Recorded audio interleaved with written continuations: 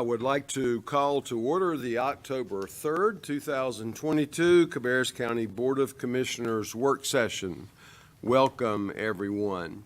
I will mention as we start off that Commissioner Honeycutt will not be with us tonight. Her mother passed away this afternoon, and Betty Honeycutt, who is a very well-known realtor in the area for many, many years, and so she will be missed, and our thoughts and prayers certainly go out to Commissioner Honeycutt and her family. First up is the approval of our work session agenda, and you all have a copy of that before you. So do I hear a motion to approve the agenda as presented, including the changes on page 3? Okay, we have a motion and a second. Is there any discussion? All in favor, please say aye. All opposed, no. That motion passes, and we move to discussion items. First up is Camp T and Spencer Park discussion, and Rodney and Kyle will lead us in that.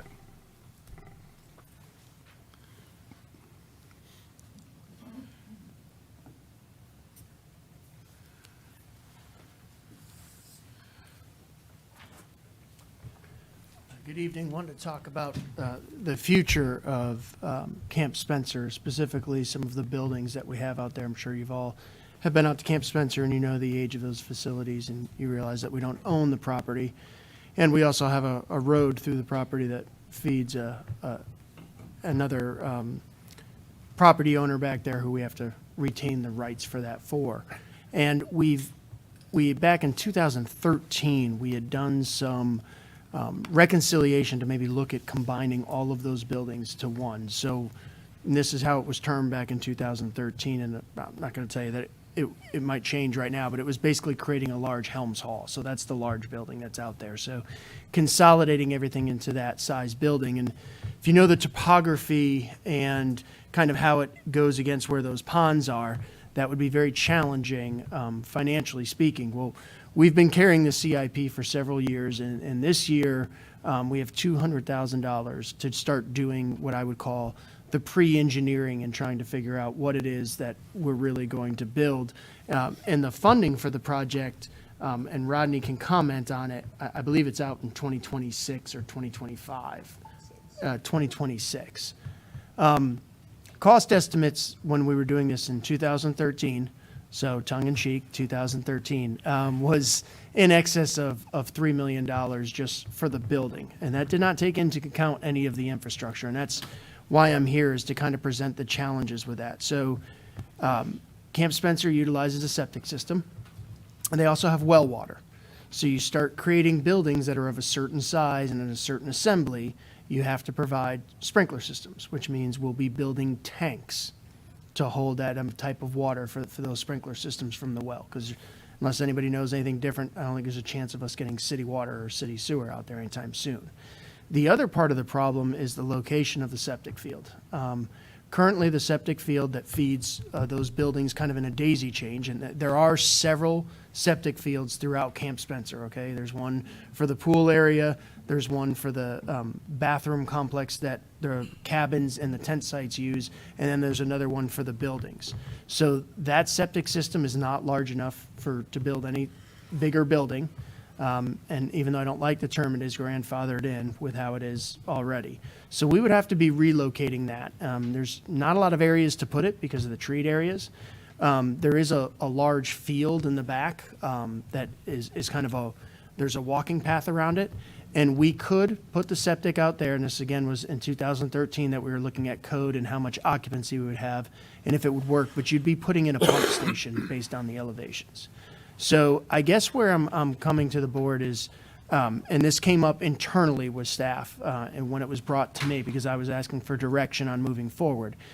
You have significant infrastructure challenges out at Camp Spencer for building a building like this, and even for building smaller assembly spaces.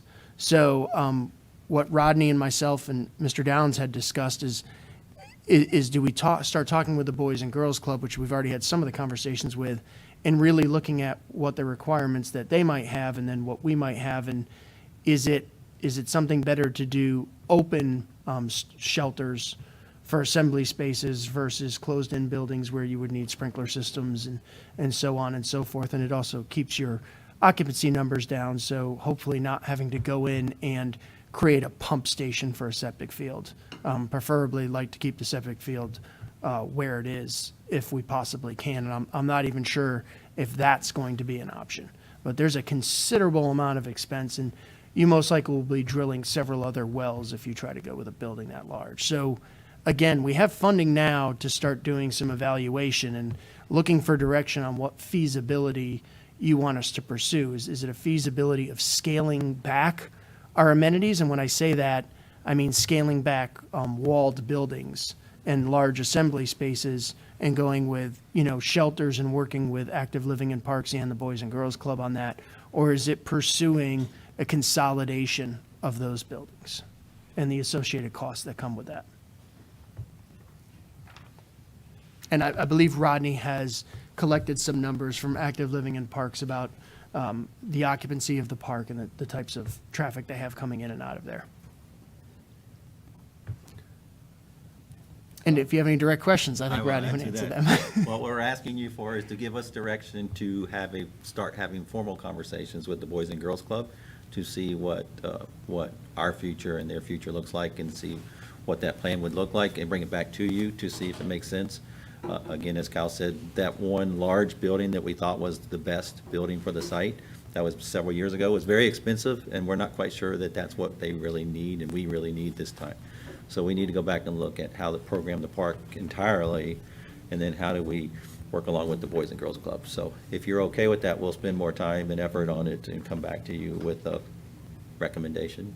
But wanted to let you know that the park is backing up on some of the projects that we should do, but we want to make sure before we spend the money that it's the best thing to do right now.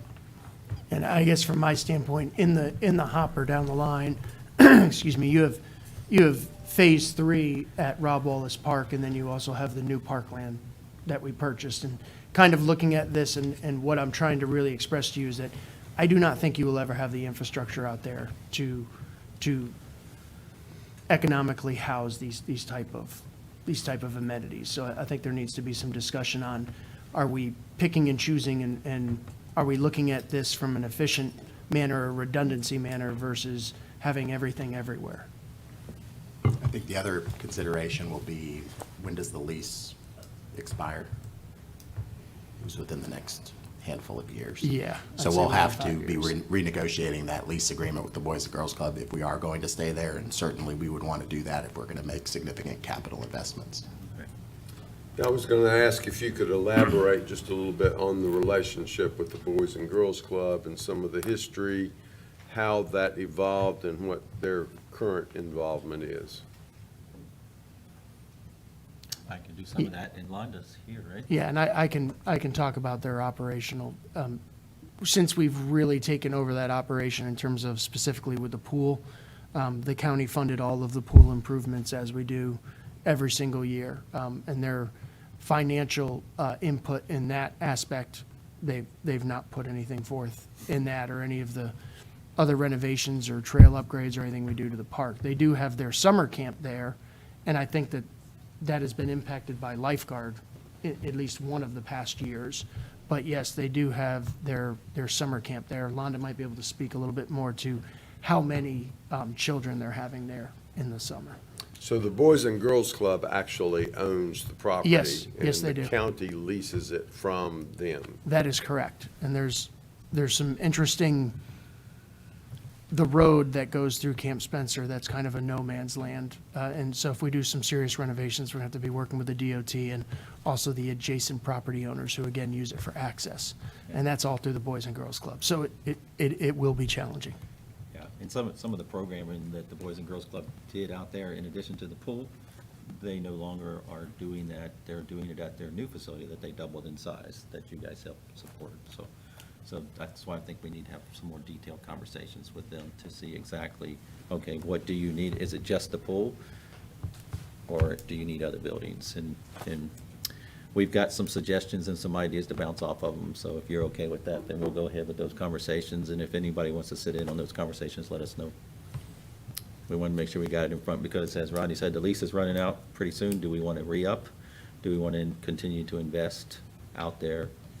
And do we want to redirect those funds to different projects versus what they're already assigned to? So, And so if I understand correctly, the park originally was owned, or still is owned, by the Boys and Girls Club, but it was used primarily for their summer activities and summer camps and that thing, sort of thing. And then at some point, of course, this was quite a few years ago, that was advantageous for the county as a less expensive option to acquire property to have a county park. And that's kind of how it evolved. Is that accurate? yes, Sorta? sorta. Sorta? Yeah, is Lonnie? Yeah, Lonnie, you want to add to that? Okay, Lonnie comes in.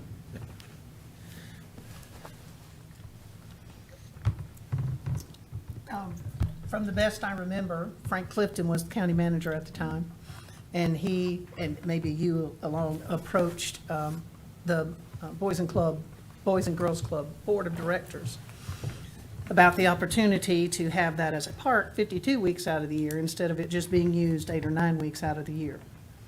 And it took them many years of discussion Yeah. to get something worked out. And the current agreement is that we do everything. There are some limits on the pool of which we have surpassed, but in the agreement, there is we take care of everything. Even before we could open the pool to the public, we paid for the lifeguards, we paid for all the chemicals and the upkeep of the pool, because that was our agreement with the Boys and Girls Club at the time. Everything that's been put out there, as Kyle stated, the cabins, the tent sites, the trail, the upgrades on the shelters, the playgrounds, all of that has come through us, through Cabarrus County. And they haven't really, it's been a good working relationship. It took a while to get everything finalized to make the board happy, their board happy. Ours was thrilled that we were going to be able to have something new for just the maintenance costs of the upkeep. We had to do quite a bit to get it so we could open it to the public. That's my recollection, because it was however many years ago Frank was here. I want to say we opened up about, 20, at least 21, 22 years ago. Yeah. right. So what have we didn't we not fund a project out there this past year? We built an archery building. And the Boys and Girls Club does use the archery, and our rangers do provide some nature education programs for them, but as Mike stated, they don't do all of they used to canoe and do crafts and everything in those buildings, but they don't do that on a regular basis anymore. So- Mr. Chairman, I'm just, my 2 cents worth on it is, before we get too deep into discussions as to what we want to do, we need to find out what the Boys and Girls Club wants to do first, since the lease is going to run out. And without, we can make all these fancy plans, but if they say, no, we don't want to do it, well, we just wasted a bunch of time. So I'd rather see us to continue discussions with the Boys and Girls Club, see what their plans are, and if their plans are to continue it like it is, then we can sit down at this group and then come up with something that we could do. And I don't want to see us spend a bunch of money out there, knowing that we've got Rob Wallace and we've got the one in Mount Pleasant and all the different things that we're doing, because you could tie up several $1 million there pretty quick, I think, according to what Kyle said. And I wouldn't be so much in favor of that part, but I think some TLC would be something that we probably could do. Well, let's find out what the Boys and Girls Club wants to do first and then go from there. Thank you. Okay. And if they're not using the space that they used to years ago, it might not be conducive to spend the money if they're not going to use it Right. at all. So how much did we invest in the archery facility recently? 200, 215 maybe. I'd have to go back and look. Might have even been sub In 200. that ballpark? Yeah, it was, we had budgeted much more and it didn't come out to be that. We also had a plan to do a significant boardwalk through one of the stream areas, but after significant hostile discussions with the state about floodplain and boardwalk within that, we backed off that project. Right. And was that funded with some of the present use value proceeds? No, it That was just general fund. general fund. And we obviously have a significant amount of operating expenses that go in that through both ALPS's budget, but also infrastructure and asset management through 4 different divisions that we put in out there. Okay, well, we'll meet with them a couple times, whatever it takes, and come back to you with a couple options, recommendations, so. Very good, thank you. We move to item 3.2, City of Concord tree lighting and fireworks update. And Kyle's got that one. Yeah, and this is no action by the board. Every year, Mr. Downs has to sign this when we have an agreement with him for the fireworks that are shot off from parking lot number 2, which is the parking lot on Church Street that is right next to Fifth Third's Bank, because that's what everyone always asks me. Over the past couple of years, there's been a new wrinkle where they started to utilize Rotary Square, and I believe that's for the Holiday Village. I'm not sure that's the correct verbiage I'm supposed to use, but it's for Holiday Village. So the agreement now, the agreement we have with them both reflects the usage of Rotary Square and the usage of parking lot number 2. And we've already started to have discussions with them, and from what I'm being told, none of the footprint of what they'll need is going to change. So they've already revised that agreement and sent it over. I just wanted to make the board aware. Last year, I came in front of the board because I think it was the first year with Rotary Square. This, I don't know if it'll continue to take place at Rotary Square. If you all recall, we did make some room in our plaza for a Christmas tree, but not for Holiday Village. So I'm not sure what'll happen next year after we are able to open the public plaza. So I guess we'll find out then when we take a look at it. But this is for those 2 spots. And again, they've already sent over the agreement. I just wanted to make the board aware. Any questions, commissioners? Okay, we move to item 3.3, Emergency Equipment Warehouse and ITS Building Project Update. Sure. Could you, thank you. So I just wanted to kind of show you some pictures and walk you through. This is actually from the beginning because I haven't given too many updates since they started. This is the Emergency Equipment Warehouse and ITS Building. It's located at 40 Ramden, so it's basically on Cabarrus Avenue, right across the street from the Infrastructure and Asset Management Operations Center. All of the clearing and mass grading is completed. Our storm drainage control structures are approximately 90% complete. We've got our concrete footings completed. Our water main tie-in is completed. Our backflow is installed, and we do have the fiber path from Infrastructure and Asset Management Operations Center over to the equipment warehouse. So we actually, when we made the cuts in Ramden, which is a private road that the county owns, when we made those cuts for the water tie-in, we actually brought in conduit. So we're actually going to feed that fiber straight from the IM Ops Center, and that's part of ITS's redundancy loop. So that kind of helps us moving forward. You can scroll through the pictures and I'll just kind of talk about them. That just shows you the grading. That's one of your stormwater BMPs. It will shrink a little bit as we go from construction to final layout of the facility, but not by much. That's on the back side. Keep scrolling.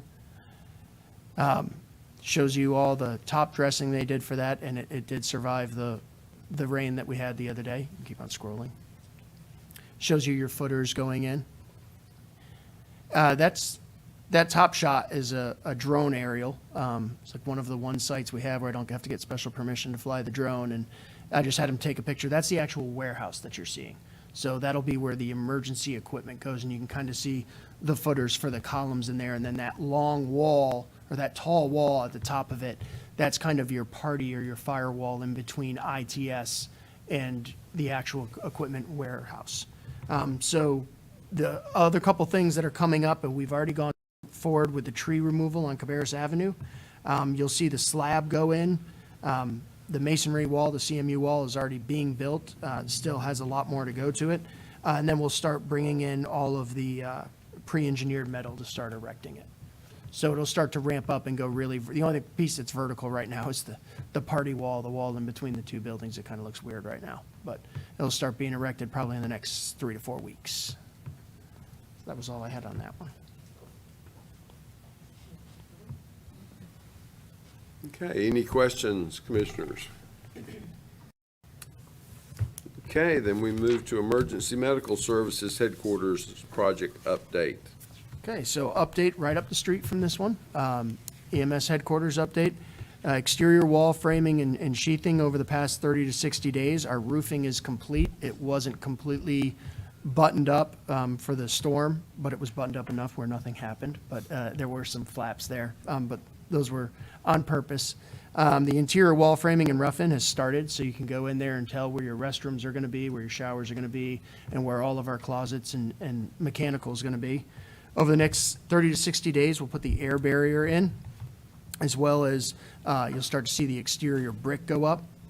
And we'll obviously continue on the interior. So this image shows you the back side of it.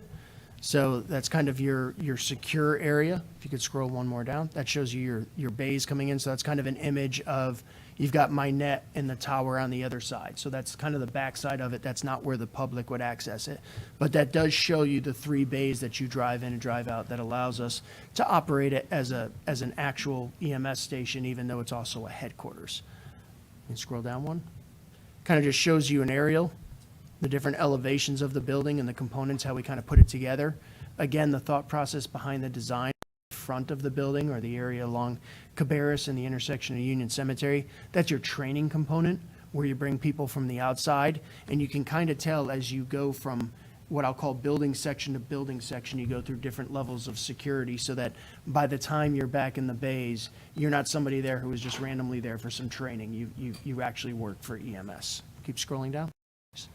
So that just shows you conduit. It's rare that I see it go in correctly, so I actually just took a picture of that for me. I'm just going to gaze at that for a moment. Kind of shows you the other areas going in, so if you can just not scroll down to the new picture, but just scroll down, it kind of shows you your restroom plumbing going in. So I just wanted you to see how much of progress they were making. They've really done well over there. You can scroll one more for me. And that kind of shows you the amount of mechanical we brought in. So that's all your chilled water pumps as well as your pumps for your domestic hot water. So we don't have the chiller there yet, but we've got all the infrastructure on the inside. And happy to answer any questions.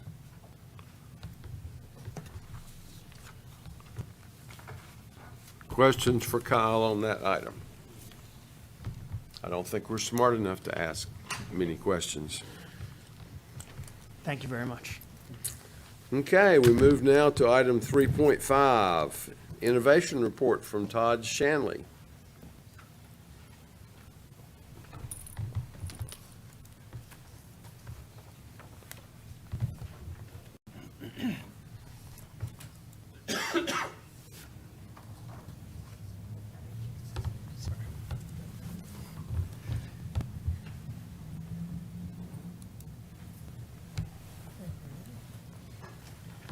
Good evening. For this month's innovation report, we're going to give you a little bit longer presentation. It is October every year is Cybersecurity Month. So Jack Dodd is here with me, and we're going to give everyone a little update on cybersecurity, and then Communications Outreach is going to come and talk to you about their new initiative with the Cabarrus County podcast. And I'm the first person to use this, so make sure it's turned on. Maybe not. Oh, yeah. Thank you. Just hit the next slide. I can talk for a second. So good news is I have some great news to share with you that Cabarrus County was once again named as the overall winner for 2022 for the Government Experience Award. I was glad to accept that award on the behalf of the county earlier last month on the 15th. Commissioner Morris and I both filmed an acceptance. It was a virtual conference that we accepted that during. And just to kind of give you some context around that award, we were first place of all of the counties with the digital county survey that we've won in the past. It is a population ranked award. This one is not. We compete against all the counties in the country. If you look at that list, it's got some pretty large.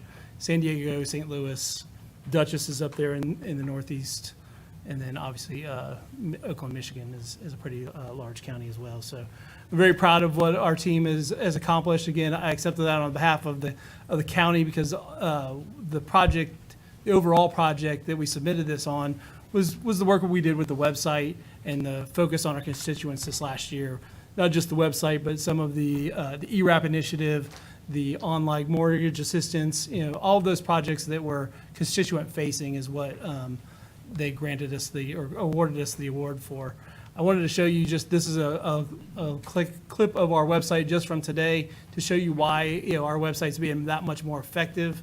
We updated it with the one-stop early voting link in their initiatives today because obviously we're getting close to that. And these 6 change based on that need or what's going on in the county at the time. And then Rosh Khatri just published his new budget book. And so we made that a top link on the website so that the folks can find that and access it very quickly. So I encourage everybody to click on that budget book. It's very interesting. It uses our OpenGov platform to produce that this year. And I wanted to say it's the first time we've ever done that. So it was very impressive. How many languages? I'm going to rely on Rodney for that one because that was I don't his, know how many, but it's a lot. It's a couple, So several. Whatever language you, I think whatever one you can. Pretty much any one you can choose It'll from. pop out in that language. Yes, it was quite a few. But our main website, we only do Chinese and Spanish right now, but we do have the ability to translate most of the website into others. But those were the 2 we focused on for our constituents at this time.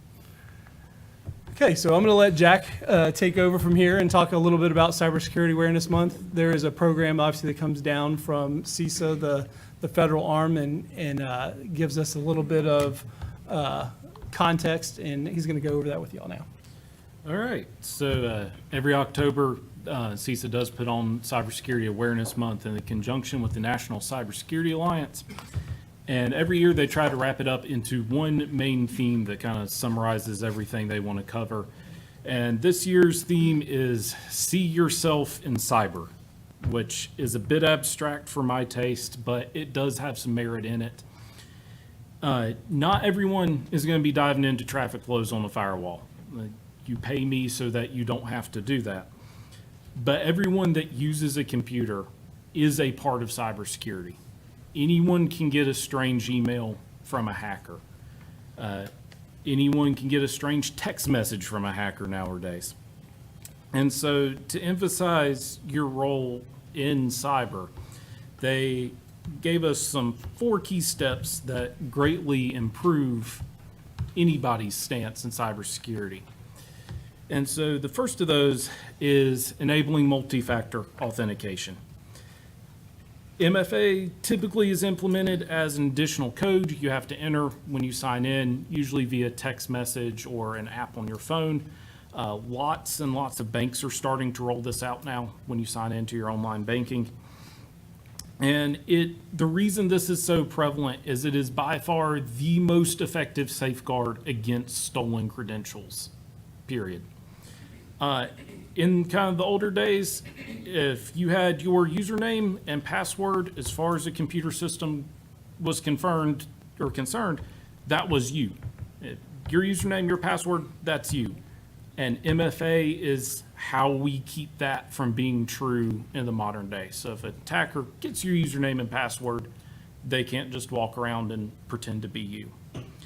And this goes kind of hand in hand with their second key step, which is using strong passwords. And sometimes when attackers don't steal your credentials, they'll just flat out try to guess. And with today's technology, most hackers can guess upwards of a few thousand passwords per second. And so you want to be more protected when an attacker comes knocking. You want a a good, solid last line of defense that's not just ABC 1, 2, 3. You want to make the attackers work a little bit harder than that. The strongest passwords are typically passphrases that are easy to remember. Something like an adjective, a noun, a few numbers, and a special character thrown in at the end, maybe. The example I had prepared here was explosive fish 10-3-22. It's random, but it's easy to remember, and it's going to take a hacker several years to try to guess that password, just trying to sit there and brute force it.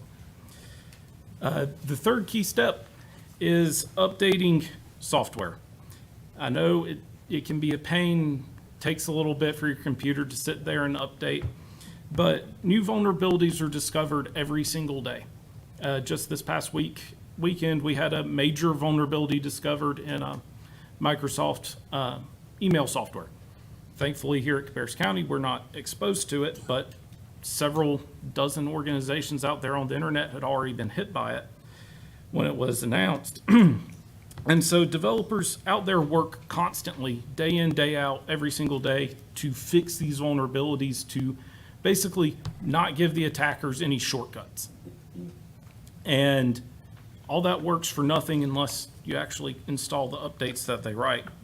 And so here in Cabarrus County on our systems, we do that all managed. It's pushed out through some of the management software we have. But even on personal devices, cell phones are becoming kind of the next hot front of cybersecurity for where attackers are going, and installing updates there as well, really vital to keeping criminals out, not letting them take shortcuts. And the final step is recognizing and reporting phishing, which if you work here at Cabarrus County, I know you've heard the term before, but if you're unfamiliar, that's where cyber criminals will attempt to steal credentials, usually through emails that try to get you to give them your username and password back. 75% of companies experience phishing on a daily basis, and I believe that statistic 100%. And one of our unique challenges we have with phishing in a cybersecurity in that realm is it targets mainly the people reading the email instead of the computers themselves.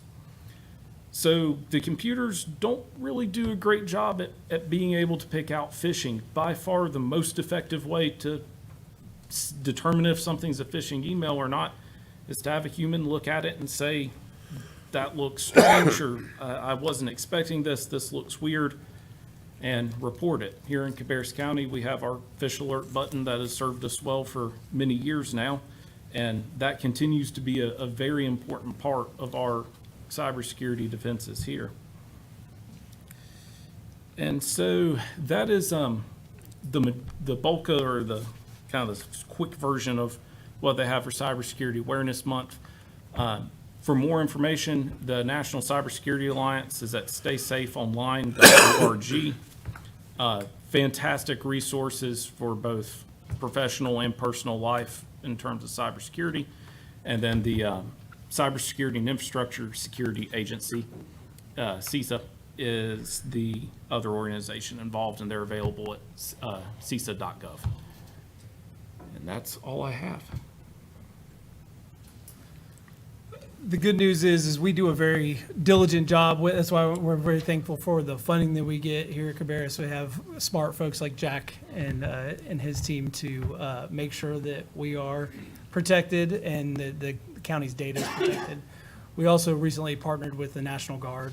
They have a cybersecurity team that comes out and does those assessments. I'm sure you heard from so Colonel Braun was probably at the recent conference and talked a lot about his group, and they were here last week doing that assessment, and we'll get that feedback from them here very soon. And then there's also a recent grant coming from the federal government that's supposed to flow back to the local counties and cities. So we plan to leverage that report to apply for that grant. So we'll be able to use the state will manage that grant, so we'll have to use that logic back with them. So we look forward to working even harder on our cybersecurity here.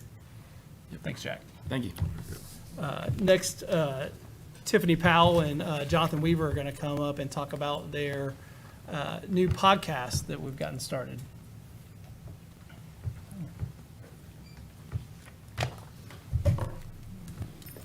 Good evening. So I wanted to first start off and talk a little bit about how this all came together. We often have discussions in our department about different ways of communication and both how we deliver it and how we as individuals consume it. So we've been talking for a while about ways to supplement video content and how we could deliver more long-form stories. Excuse me. At the same time, we often found ourselves trading recommendations about the podcast we were all listening to. So we felt like it was a perfect fit for us to start the process of creating these podcasts. So initially, we're looking at doing one a month with hopes of doing more. We've also discussed doing a historical moments version of the podcast by turning that catalog of shows into audio-only episodes. Just last week, we met with Cooperative Extension to talk about ways we could potentially help them with a podcast. And we certainly hope to involve board members and folks from the departments in the process, so we'll likely be getting in touch soon. We're already underway with the second episode now, which is about the Franklin Park Barn. This first episode was about the founding documents of Cabarrus County. But overall, we think this is a great opportunity to cover a lot of ground, and there's no question that the people we're trying to reach are listening to podcasts. And with that, I'll turn it over to Tiffany to talk a little bit more about podcasts in general. All right, so the podcast is called Did Y'all Hear? And this is the official logo. So starting with a little bit of basics, I guess, what exactly is a podcast? So it is an audio program made available in digital format. The term is a merge of the phrase play on demand and the word broadcast. So it's like an on-demand radio show. They can cover any topic, be any length of time, occur at any frequency, so daily to monthly formats. And they can be as simple as a solo audio show to a multi-person audio drama. Who's listening to podcasts? Well, approximately 41% of Americans are tuning in monthly to listen to podcasts. Monthly podcast listeners have grown 61.5% in 3 years. So from 2018 to 2021, it went from 26 to 41%.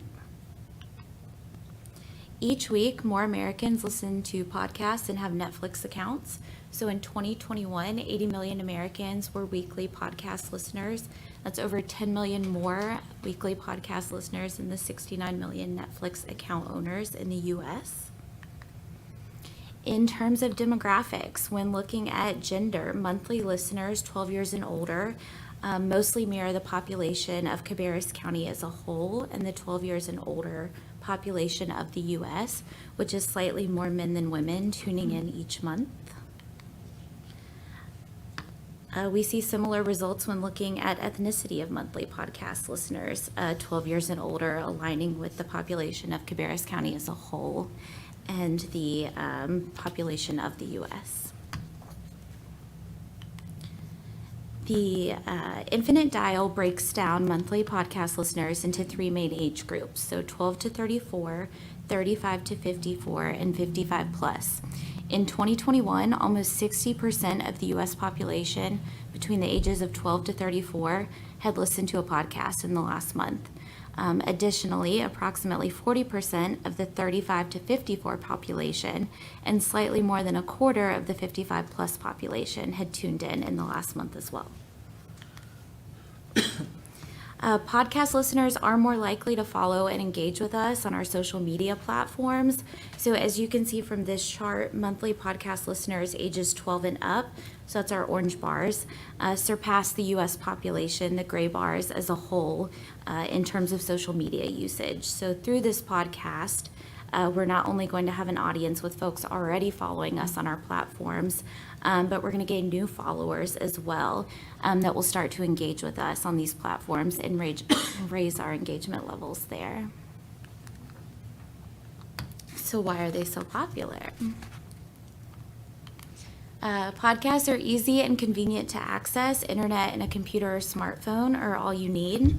They're multitask friendly, so you can listen while you're working or driving or cooking dinner. I listen on my evening walks. And they build intimacy and provide community. So they allow us to forge a deeper connection with our residents and engage with them on a deeper level than a character-limited social media post would. When podcast consumers were asked their reasons for tuning in, top answers included learning new things, being entertained, staying up to date with the latest topics, relaxing, getting inspired, escaping, and finding companionship. And we strive to have Did Y'all Hear hit these top reasons. And in addition to the reasons on the previous slide, the Pew Research Center notes about 1/4 of adults are tuning into podcasts, at least sometimes for their news, highlighting the relationship and trust folks have when they listen to podcasts. So where can you listen? If you have a smartphone or computer, podcasts are literally at your fingertips. The top 3 listening platforms are Spotify, Apple Podcasts, and Google Podcasts, all very accessible apps. Folks also visit the websites of their preferred podcasts directly, as well as a variety of other platforms listed in this chart, so there are no shortage of ways to tune in.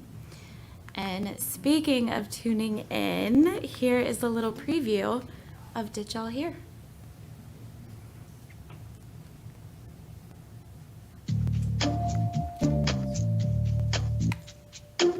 You never know exactly what's going to happen, and that's one of the things I enjoy about it. It's a different kind of mystery all the time.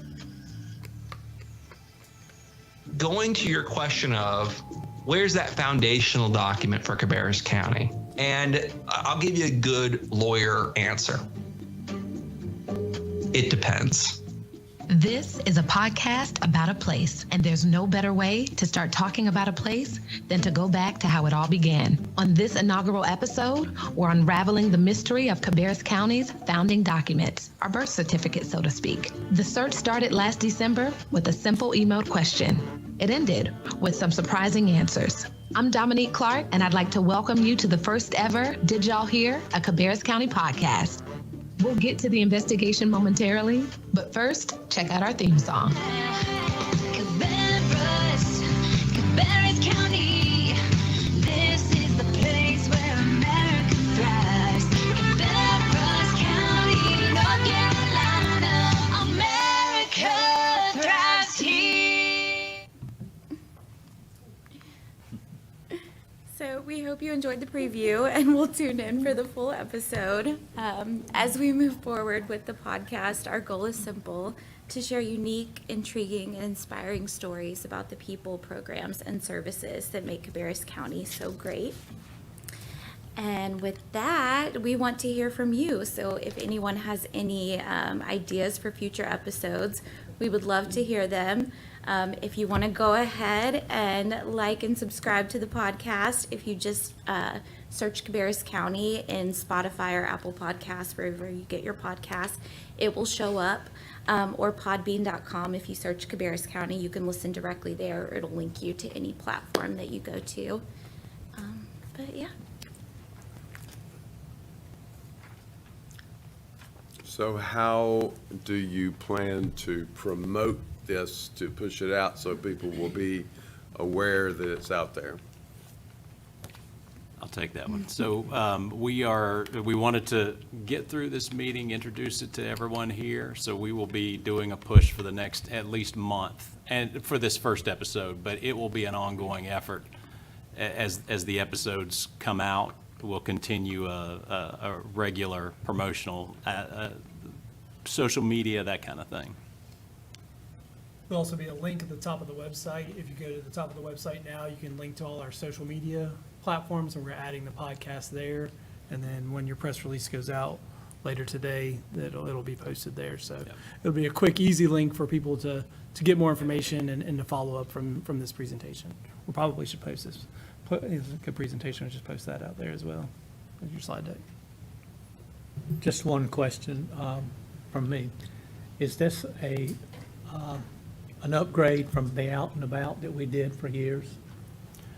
I think this is a companion piece that will allow us to explore more topics on a more regular basis.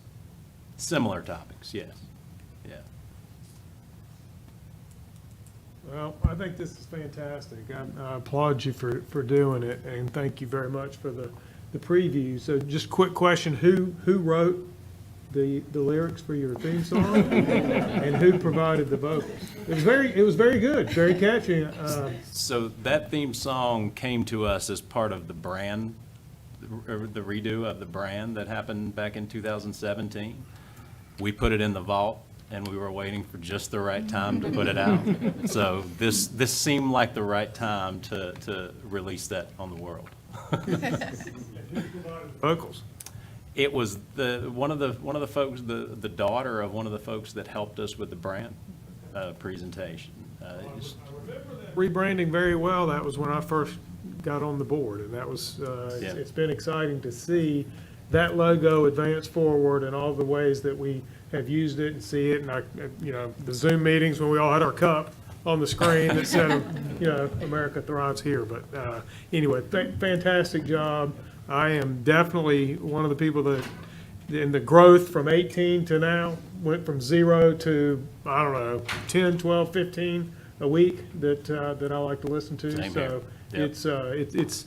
it's a good way to reach the people in a different format that are interested in what's going on and that have busy schedules and different things that way. So That's I right. think anything that we can do to do that as a county is a job well done. So thank you for doing that. Thank you. I would just like to echo my fellow commissioners. I think it's very ingenious. I like it. I think you're going to get a lot of people pulling in through the Facebook, and as it goes out, I think we're going to see a rise in participation listening to that, because I know I listen to them when I'm doing the dishes or driving down the road. So it's sometimes the radio stations are a little less than desirable, so it's nice to have that. And I'm looking forward to hearing the full episode and then the ones going forward. Please listen, download, like it, do everything that's necessary. We want to get a lot of traction with this first episode. That way, folks will get the future episodes immediately. Did you say the first episode is already out online? Okay, very good. Thank you again for all your hard work. Okay, any other questions? Sounds like Commissioner Kiger maybe was wanting to audition to sing the theme song. Yeah. Thank you very much. I'm excited to listen to them regularly. Okay, we move now to item 4.1 from Active Living in Parks, Cabarrus Thread Trail participation, and we welcome Londa back to the table. And guest. Mark Kincaid from Carolina Thread Trail. Good afternoon. As always, delighted to be here and share some information or ask for help, whatever it might be. Mark Kincaid is with Carolina Thread Trail, and you all may remember, it was attached to the agenda item, the presentation that Jonathan Marshall made last November in reference to the signs going along the Carolina Thread Trail and the cooperative venture of all the municipalities as well as the county. It was approved then along with a budget amendment, but we're in a new fiscal year, so we needed to do another budget amendment, which was also attached to your agenda item. And Mark Kincaid is here to update us as to why this is coming up again, or now. Good evening. The Carolina Thread Trail is embarking on a program to install 5,000 signs over a 5-year period within the 15-county footprint of the Thread Trail at a cost of just over $5 million. And we are asking the communities that we work with to share in the cost of that installation.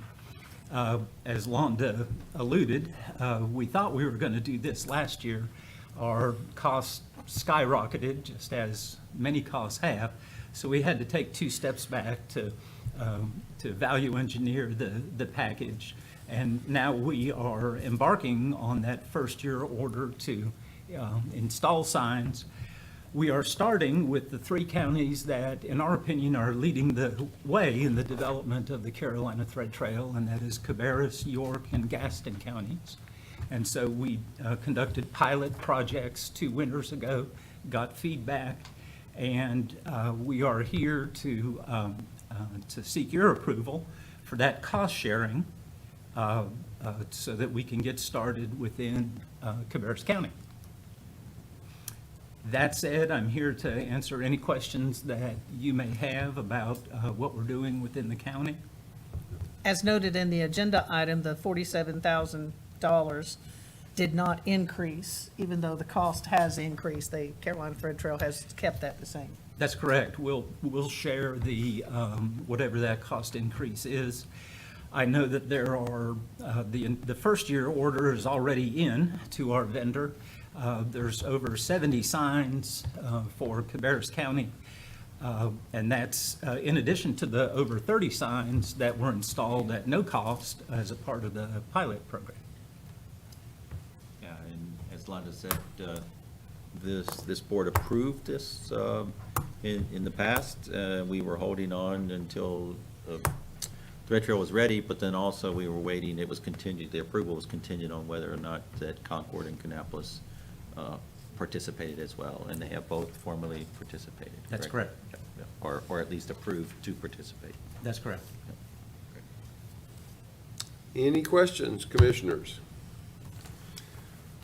So how, you're funding the increase in price through Thread Trails funds that are on hand? That's correct. We just concluded a capital campaign, which was very successful, and we will use a portion of those funds to fund our 50% or more of the cost. The cost of year one order for Cabarrus County for the signs alone is over $53,000. There's a second half of that cost, and that represents the signs themselves, and then there's a cost labor for installing, which is a moving target somewhat, but it approximately will equal that $50,000 for the signs. Well, I would say that's a pretty good deal for us. I think we've got 2 or 3 other projects coming up later in the agenda with cost increase. We'll see if we can't cut the same kind of deal on those as well. Do you know how many miles are on the Thread Trail are on the ground in Cabarrus County? I should. Sorry. But I don't have that number. I can say, generally speaking, the Thread Trail is master planned at over 1,600 miles. That makes it the second largest regional trail network in the country. Over 450 miles are on the ground right now. So we're making good headway. And I should know that number. I'm stalling for time, but I can't. Sorry, I didn't mean to put you on the spot. I thought you would know. Okay. Quite a few. Quite a few. Quite a few. Quite a few. Okay, well, we thank you very much. Thank you. Thank you. Okay, we move now to item 4.2, which is appointments to boards and committees. You all have that in your agenda as well as by email earlier in the week. As you can see, Cabarrus County Youth Commission, it's the time of year when we've had folks to graduate and now are being replaced, so that comprises a large portion of those. Does anybody have any questions, comments, or concerns about any of those? Okay, hearing none, we will move to item 4.3. Resolution amending the Board of Commissioners 2022 meeting schedule.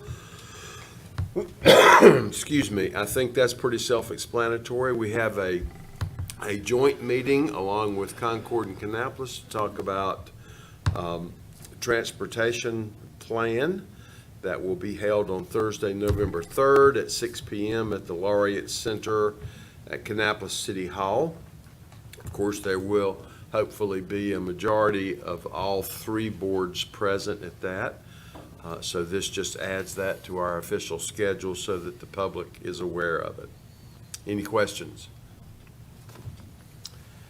Okay, then we will move to item 4.4 from Cabarrus County Schools to talk about R. Brown Mcallister project. We've got Rodney, Jim, Brian Cone, and Tim Louder. And I can start while they make their way up here. So this is the R. Brown Mcallister Replacement School. We started with a budget of $42.4 million for this project. They have recently bid out the GMP, and based on those figures, an additional $3.7 million is going to be needed without additional value engineering. And so we wanted to bring this to you today for your approval, and Brian can walk through sort of the history of the project. I think the big thing to keep in mind is from where this project started to where we envision it at this point, it's about a 37% increase in cost. So it is a pretty substantial increase. And then after Brian finishes his remarks, I'll talk briefly just about the impact of these cost increases on our overall capital model and potentially the impact on future projects. But I'll let Brian and Tim go ahead. We never enjoy coming here to talk to you about this sort of thing, obviously. But we started back in 2020 budgeting the project based on the fact that, we just bid Roberta Road Middle School and gotten pretty good prices on it. There's some escalation based on about the average of 5 to 7% per year for a 2-year period. And when Rogers Builders came on board with us and started working through our design development costs, they threw a price tag on us for about $42 million. And I'm getting older, but Brian, I thought I had to get the defib for Brian when he got that number. And so we started immediately working on that portion of the project, and we were able to whittle about, $5 million out of the project and felt pretty good about it. But then escalation started really kicking in. We're starting to see, almost 10% per quarter of construction costs and labor costs. And it's like, wow. So it pretty much, over time from our design development, we went back to completely renewed design, got the architect involved, really streamlined the project as best we could to still keep the seats we wanted to keep. And spent quite a bit of money and quite a bit of time doing that. And like I said, felt pretty good about ourselves when we got the price down that low. And then I say the escalation now has pretty much negated all the work that we did. But at least if we hadn't done that, we would be really in a bad way. So with that, Brian can kind of Yeah, we started, again, December of 2021 was when we received the initial conceptual budget from Rogers, and it was $13 million, above where we needed to be. So we jumped into a very aggressive value engineering exercise with Rogers. And immediately we came back with just under $5 million worth of items that we identified through some major redesign. We had to change some roof structure designs. We simplified the wall construction methods. I mean, we tried to do everything we could to not impact the programming and the seat count of the school itself, yet provide some equity from one school to another. Well, you fast forward to May, June of the year 2022, and Tim's correct, the escalation costs, we essentially negated all the savings that we had identified back in January of the first part of the year. So we continued to work through that throughout the summer after we got that design development conceptual budget. We were able to whittle away about another $1.2 million off of that, which we felt encouraged by because, we'd already taken so much out of the job. But as our balance of construction estimates came in a couple weeks ago, we were about right at where they were identifying us originally with some escalation in the job, just under $42 million for the construction of the building itself. So it's not to say there's not other value engineering options available to us. The reality, are we going to cut millions out of it? We won't be able to cut millions out of it, but we will continue to look at these individual trades as we bring these subcontractors on board and ask for additional opportunities of savings, which we are already working through. We were provided a list Friday of last week of another 25 items that they said we could probably start talking through to reduce costs, again, by not impacting the seat count or the program model of the school itself. We have some substantial site changes that we're working through, realignments of the rows that may be larger chunks of savings that they are currently pricing for us right now. We don't have a number identified with that yet, but that may be a larger chunk than we anticipate. So, it's encouraging that I think from a team standpoint, Rogers, YCH, us, as taxpayers and as owners of the building continue to try and identify those areas where we can save, but still provide the same educational environment that we have in the previous schools. Brian, what's the capacity of the school? We have the program capacity at 756 right now. And the square footage? Square footage is just a shy of 115,000 square feet. Is that compatible? We haven't built an elementary school of this size in quite some time that I can recall. So Hickory Ridge Elementary School was just about 128,000 square feet. So this one's smaller than Hickory Ridge Elementary School, which was our last elementary school. Considerably more on cost as well. Yes, sir. Obviously, a lot of time has passed. Yeah, I think the reality of it is the cost for the elementary school is getting close to what the middle school cost in 2020 when we did it. Well, the capacity of the school that's there now, I mean, the capacity versus what's there is obviously different. Yes, sir. But is this going to be enough space? Yes, this will provide us additional magnet seats. That is our biggest challenge right now. We have such a large waiting list on the northwest side of the county for STEM. So this is going to provide us additional STEM seats. It's going to provide some realignment room when we do realign for kids that need to be brought back into that school. Plus, it provides growth seats as well. Okay, and my last question, and that is, we knew going into this that it was going to be challenging on that site. How challenging was it, cost-wise? Cost-wise, they were less than $400,000 from the estimated budget in the conceptual design. So that's not been the impact, that's not been the driver of the cost here, unfortunately. And the good news is we already own the site, so we didn't have a site purchase cost. So, and the extra cost associated with the topography did not exceed what it would cost us to buy another site, and it's typically grading as well. We've gone through with the site contractor, we've changed pipe materials from concrete pipe to ADS pipe, which is more cost-effective and more readily available. Again, we're not exporting anything off this site. We've instructed them to keep it all on site. We're doing all the things that we can creatively to minimize the cost. And we just recently, as last week, realigned this bus drive to eliminate about $100,000 worth of retaining wall. Of course, it caused us some redesign, but it was worth it to, once we got it graded and cleared, we could see that there could be some realignment made, and ask them to go back and look at that with us, and hopefully we'll see, $100,000 or so savings just in retaining wall costs, which is one thing. One thing that really kind of hit me the wrong way as a civil engineer is we during our erosion control permitting process, the Diener asked us to add them almost $600,000 worth of extra measures on that site for erosion control, which I think was excessive, and talking with our contractor, he felt so too. And so we have worked with them and sequencing the work to try to eliminate quite a bit of those, is to not have to put them in. Right now, they're still in our cost model, but hopefully we'll see those greatly reduced as we be able to work through that grading package, because Diener was looking at it as worst-case scenario. If you graded it, typically you've got to put all these diversion ditches with riprap lines and stuff like that. So we've worked with Jeff Eisenhower with Lights Construction, and he's come up with very creative ways to be able to make sure that all the sediment went to where it was supposed to be without having to create, all those large ditches and extra costs. Tim, I do have one more question. You're talking about improvements, road and all that. Does the plan that you're presenting, does it remove the existing school? No, sir. What we're going to do with it? First, we'll use it as a swing school for replacement of Coulter and Webb. And then once that's done, it's based on our capital improvement project. It's going to be remodeled to house the Mary Frances Wall Center off Highway, off the old H.E. Allen School on 601, because it's in a kind of a bad spot for traffic in and out. And it fits that program square footage wise pretty well.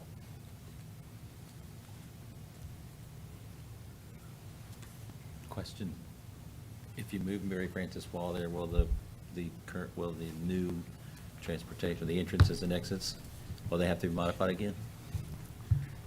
At R. Brown? At R. Brown? No, so that's part of our TIA with Kenway Horn that we're working through, the impact that future school may have on that intersection. We're actually just getting started on that process with them. So to be able to say that it's going to change anymore, So the new school plus the moving of. Correct. Of the Mary Frances as well. Unfortunately, they're on different time schedules, so it would, Sure, but you're using those calculations, I guess, for traffic counts, I guess? Yes, we are. Yeah, they were included in the original submission to MSDA. And the good news is we have adequate stacking plus on this site for the cars that now back up on the Union Street and through the neighborhood. So that's going to be good news, being farther back in the site. I wish kids would ride the bus, but that's just I'll throw that in there. I always throw that in there. That's my plan for bus ridership. So that's going to be significantly larger number of students with less traffic impact because of the way you're utilizing the site. Yes, sir. And we do have separate entrances for the buses and the cars. There's no interlap there. And then two-way traffic on Mcallister now will also help us with that intersection. We put a signalization there. So on this item, the motion is to approve the budget amendment and project ordinance. There will also be a future reimbursement resolution that'll have to come to you that will allow us to pay ourselves back in 2 years when we issue the debt. And then I said earlier I was going to talk about the broader implications of this. I think it actually makes more sense to hold that until after we get through the courthouse item and the cost increases there, and then we can talk more broadly. This is one of the projects that I was talking about earlier. Yeah, we're well aware of that, Mr. Morris. Yeah, okay, just giving you the opportunity to bring that. Fire away at you. Okay.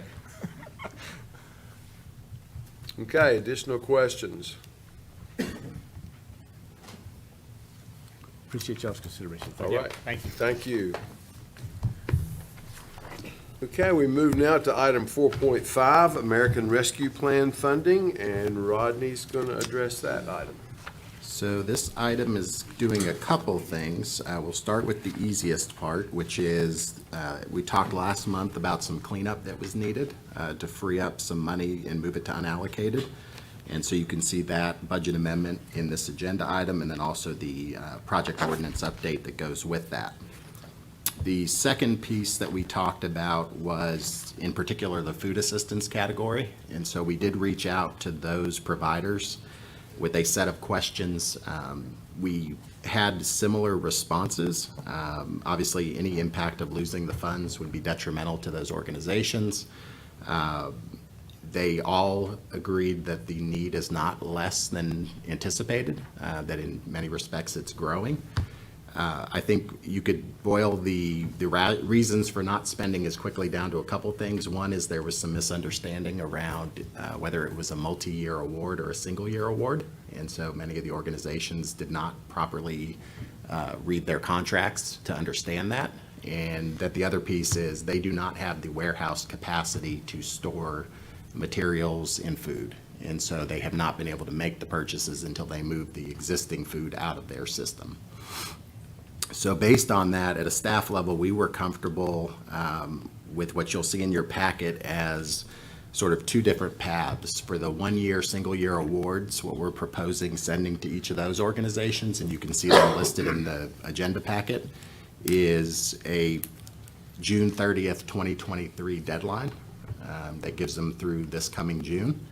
And it shows you there what we would want to see from them, either that they will have expended all of their funds, they will have obligated those funds through legal purchase orders, or that they have been able to demonstrate to us that they have a plan to spend them no later than December 31st of next year. That will give us enough time to reallocate those dollars before they revert back to the federal government. The second set are the multi-year awards, some of which ran through 2026, is giving them a similar deadline just 1 year later. So by June 30th of 2024, making sure that they have either expended all of the funds or have a very, very clear plan to do so by December 31st of 2026. If we are not confident in their ability to do so, that is the point at which we would cancel those contracts, revert the remaining money back to the county, and then come to the board with recommendations on how to allocate it. So those are the two recommendations we are making to allow more time to the one-year organizations. That hopefully gives them enough runway to spend the funds. And then for the multi-year organizations, giving them firm deadlines about when they have to either expend the money or have a clear plan of doing so. Any questions? Have you gotten any feedback from any of the organizations on these two plans? We have not Or shared this does it- yet, yeah, so we are okay. waiting on the board's support and approval of it, and Uh-huh. then we will send that out. And we plan to have either an in-person session or a virtual session to walk through with each of them the expectations. Right. Has any of the funding requirements for these funds changed at all for the federal government, or are they still strictly what same. they were? Okay. Correct. I just wasn't curious if, on the food side of it, if those funds could be used for additional refrigerated storage so that they could use those funds, things like that. I just wasn't sure if that would qualify for some of those organizations. I know some of them have proposed that and have used it for walk-in refrigeration and the like. The other organizations were primarily doing food supplies with them. But we have worked on a case-by-case basis for any budget amendments. If they want to shift dollars around, we've worked with them. Okay, other questions or comments? All right, we move to item 4.6, transfer of property, the city of Concord for Wwflo Park. And Kelly Sifford has that item. Thank you. The City of Concord has approached Cabarrus County and Cabarrus County Schools regarding its 6.372 acres on the other side of a creek from Central Cabarrus High School. The property is currently vacant. That's the property there, you see it. The parks are proposing to take possession of that property and provide some cross-country trails that are needed for Central Cabarrus as part of this transaction. And the only change from what you have seen in your agenda item is the schools have requested to include in that transaction an ability to go back onto the property and make, I guess, repairs and things like that during cross-country races or that kind of thing where they need quick access. And I believe Sheila Lowry back there has agreed to that as well. Is there anything you all need to add? No, unless there's any questions. This is the property, it's adjacent to Flo Park that we passed on and worked together with the city of Concord as well. And then several months ago, maybe a couple years ago, we passed on the 60 acres across Central Heights Drive as well for a future expansion of their park as well. So this is one where the county did not intend to develop. The city needs to develop, and we were recommending a deal that they get the property, we transfer the property to them so that they can expand Wwflo as well as build the cross-country trail for the schools. I assume the school system or board has no objection. I'm getting a thumbs up from Brian. Are they behind me? Yeah. Yes, Yeah. I've been working We wanted with. to talk about it tonight, Blake, just to let you know, so make them aware of it. So is this some of the property that was donated by the Flo family? I believe or- it was. If not, it was part of the original school site. You guys? School site, yeah. Just adjacent to the Flo property. So, yeah. So this has been perfect. We own the property and the city needs the parks, and so we're making a deal with them to provide the land so that, and then they're actually putting in all the infrastructure and the. Yes, and the schools, obviously, it's a little bit difficult for them to use that as part of Central Cabarrus because of the creek, so I think this is mutually beneficial for everybody involved. Okay, any questions or comments? All right, thank you. Thank you. Okay, we move to item 4.7, appropriation of funding request for Families First. And we're happy to have Jeannie Sherrill with us and friends. Thank you for letting us be here tonight. We are here to make a request for a second year of funding for our visitation station program. We've been doing it for 15 years. It serves fragile families in our community. And we got hit by the Governor's Crime Commission for the first time after 15 years, decided not to fund us. It was because, and I called them because we were very shocked over that. And she said that the Governor's Crime received less money from the federal government's VAWA funds, Violence Against Women, and that impacted how they distributed the ones that they're mandated to, the ones that they're mandated to fund, and then those that they have as ancillary like ours. And so we need to buy one more year of funding, $99,500 to keep us going so that we can serve these children and families and these ladies. Beth Hamilton's the program manager. She'll be glad to share with you what we do with that funding each year. We are a resource for the court system, for attorneys, and for DSS agencies to provide supervised visitation when there's safety concerns. We do provide security at our site, and we do staggered arrival and departure time, so it kind of alleviates the pressure between the parties to not have contact with each other when that's, a problem. And we provide, I think, very quality services to let children see their parents in a safe environment. We provide very basic documentation to the parties that may need that information when making decisions on how to move forward. DSS uses us a lot, sometimes for reunification visits, which allows them to give families extra time together while working through their case plan to try to make decisions on whether that child will go back home. They also use us when there's security issues, and, it keeps their staff safe so they don't have to put themselves at risk to visit with these children and their parents at the agency building. Attorneys use our services when sometimes there's parental alienation cases and they're trying to work through that. It gives them connection for these visits so that they can work through the legal system and the court system while they're going through custody cases, neglect and abuse cases, or domestic violence cases. It also helps for parents' work schedules. They have different times that they can meet. So we use them all the time in our foster care area. So it's been it's really because of the safety reasons too, because they have a law enforcement on staff there. So.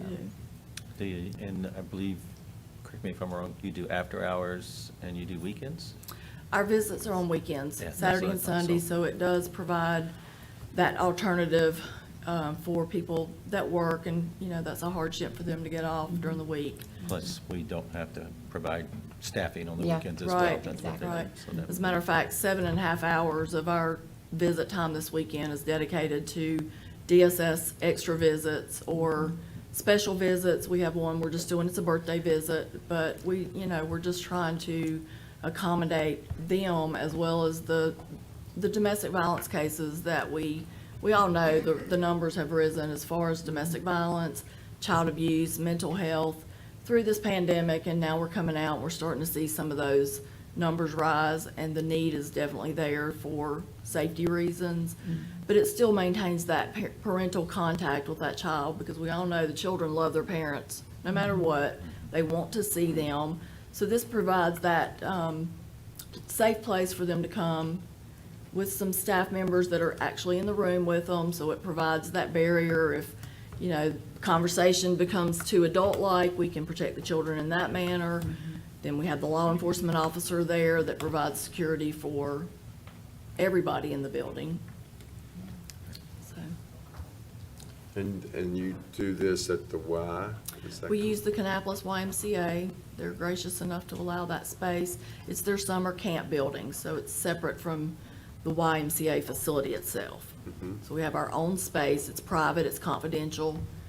Nobody else is in the facility except the parties that are in the program. And you mentioned that you needed funding for one more year, but what's the plan beyond that? Or is it uncertain? Well, no, we're still trying to negotiate with Governor's Crime as to what actually happened. I asked about when they talked about how they had to redistribute the money, and meet the ones that are mandated to be funded versus the ones that are ancillary like ours. And she said that after they distributed the required funding, they cut they have a checklist where they give you so many points for your grant, and they changed the cap to 82. and we did 80.3, so we didn't quite make the cut. And I asked, where did we lose the points? And I'm waiting for that answer. Did I not give you enough information about the needs assessment? Did we not have enough numbers? What was the issue? Because we've been doing this for 15 years and they funded it for 14, and we kind of was surprised at the response. So we're still waiting on that, and I think there's actually a grant writing workshop October 12th that we are going to be participating in to make sure we can get our information that we need to do the next proposal, which will be in January for the following year. So you're optimistic that this I is am. going, yeah, I'm going to go sit in Raleigh and find out what I need to do next. That's my plan. right. Questions, commissioners? I do have a question. I think you probably can get that from pretty good, I would imagine. But what about Rowan County? With this being located as close to Rowan County as it is, I see where you have asked similar requests to them. Are we trying to get equal amount to them, or what? We have, theirs is a little bit different, but yes, we have two different programs, and they have two different budgets, and we're asking them the same thing for them to fund the Rowan component of our visitation station. And that was supposed to have gone, we met with Greg Eds and Jim Green, sorry, Mr. Morris, Jim Green, actually Friday, and to answer their questions, and they're considering it during this week here. So we do have a need for Rowan and Cabarrus. When we submit it to Governor's Crime, it can go as one grant that has both in it. When we lost Governor's Crime money, we had to divide it all out with what is Rowan and what is Cabarrus. And that was available in the proposal. Thank you. Okay, any other questions or comments? Well, it certainly is a service we wish we didn't need, but that's not the realistic way life is. Right. Yeah, so thank you very much for what you do for our children and families. Thank you. Thank you for your support. Okay. All right, we move now to item 4.8, appropriation of links funding, and Sharon Schooneman's going to talk about that item. I also have Keisha Grant also. She's a supervisor for our foster care links. So our appropriation of links funding is for $20,500. And those of you that don't know what links is, it's they assist foster children from 14 to 21 years old. They receive self-sufficiency services and link special funds. And some of the money, I'm going to let Keisha talk a little about that, of what we were told to take the $500 for each child. Keisha's program had to come up with all the children that the money was going to go to. It's for uniforms and clothing. So I'll let Keisha talk a little about that and how many children that we were able to help. So towards the end of June, early part of July, we received an advisement that the John H. Chafee Foster Care Independence Program, that's a long title, but it's also known as LINKS, in North Carolina, will provide a one-time use of funds to support the purchase of school uniforms and clothing. In order for the youth to receive that allowance, they had to be between the ages of 14 and 17, be in foster care, and be open in the LINK services in the state system.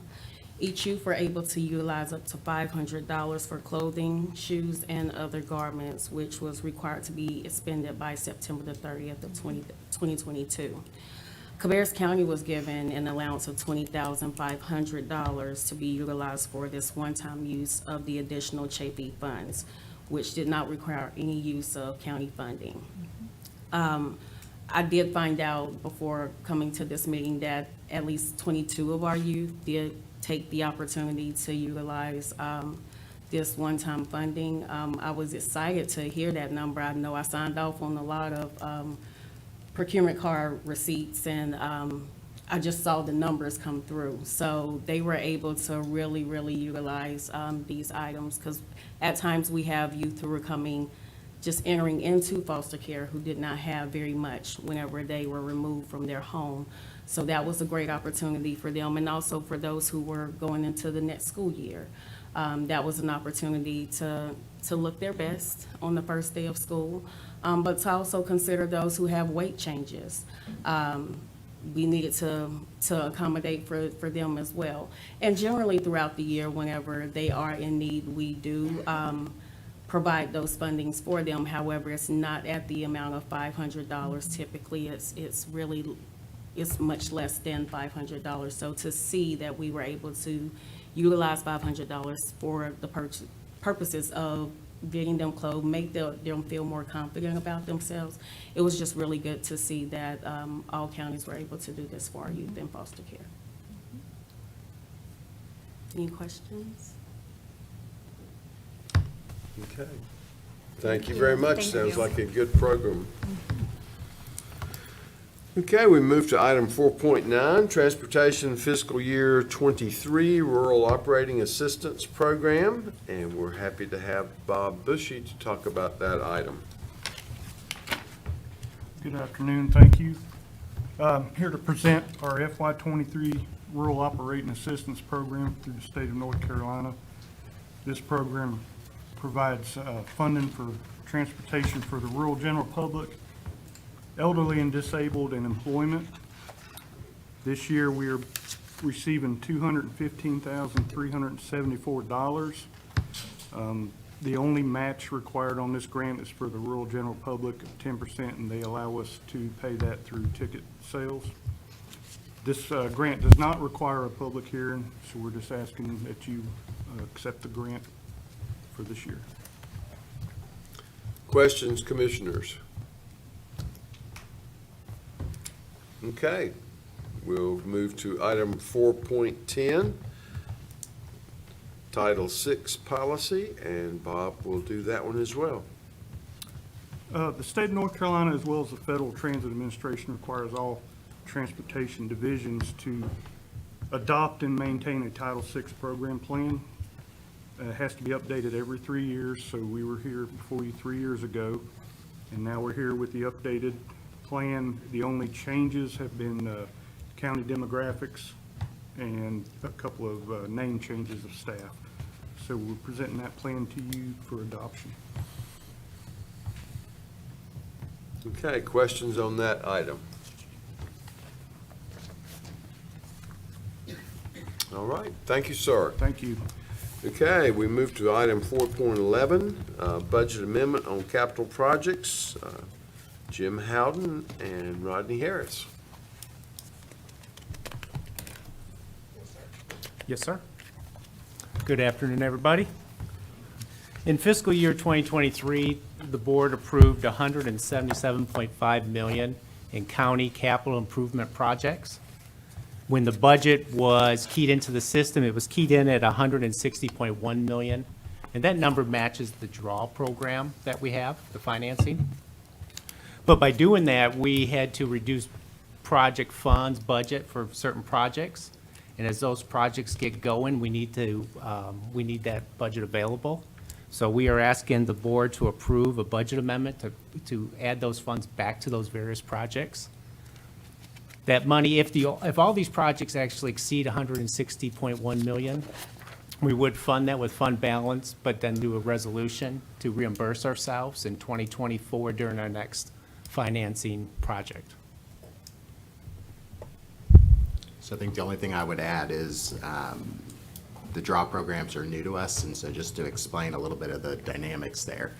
So in 2020, we did a $130 million draw program, and at the end of the 2-year period, we spent $109 million. And so we left $21 million on the table. When you go out to get the next draw program, the lending institutions look favorably the closer you get to the actual number. And so what you do traditionally is you reduce the amount of money that you put into that draw. So rather than $177.5 million, we cut that back to $160 million to try to get as close as possible to the right number that we'll spend, because you know projects will be delayed, spending won't go quite as quick as you expect. The anticipation there is that If we go above 160, we will use fund balance, which we have enough in the CIF to cover it until we get to the next debt issuance in 2 years. I will add one caveat, and we're not as concerned about it yet, but these cost escalations are a concern. And so 177.5 million, you heard R. Brown Mcallister's an additional 3.6 million, which means now it's 181 million. Kyle's going to talk about the courthouse, which pushes that over 190 million. So as you get into these projects and the escalation, we do have to monitor cash flow to make sure we have enough resources to keep things going.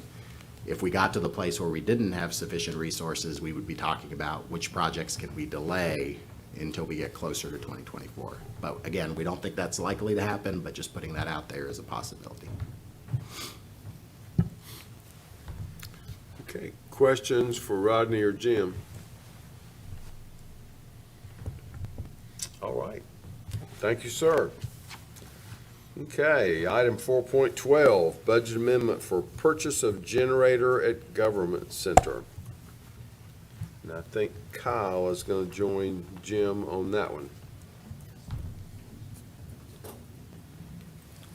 So in fiscal year 2022, I'll start before Kyle gets here. Fiscal year 2022, we had budgeted for a new generator for the government center, and engineering had started last year. We were not under contract for the generator, and we inadvertently did not add the generator and installation into the 2023 budget. So this budget amendment is to do that, and it would come out of fund balance. And just to make it clear, so this was part of the FY22 budget. So these monies were available, they just happened to roll to fund balance because we didn't reappropriate them. So this is just reappropriating those dollars. Well, you're making me feel better because I said, I thought we just replaced the generator last year. Any questions? All right, thank you. Okay, item 4.13, EMS staffing compensation update. And we have Lundy and Jimmy. And Chief Rhines is joining virtually. He is out of town this week. And, Okay. I think as you've seen, his picture's popped up several times on the screen, so. All right, well, I'm going to start us off, and then I will pass the baton. We'll kind of go back and forth on a couple of slides. But the topic we are here to present to you this evening is a follow-up to something that we presented with the public safety study earlier this year. That was actually presented, I think, in April. So this is a follow-up. As we said at that time, there were very few changes, at least for the EMS group, that were recommended or proposed. But we recognized even then that the market was starting to heat up, and we knew it was something we needed to keep our eyes on. So basically, this is an update to that. The market definitely has continued to change. We actually re-engaged our compensation consultant from Catapult to redo some numbers for us.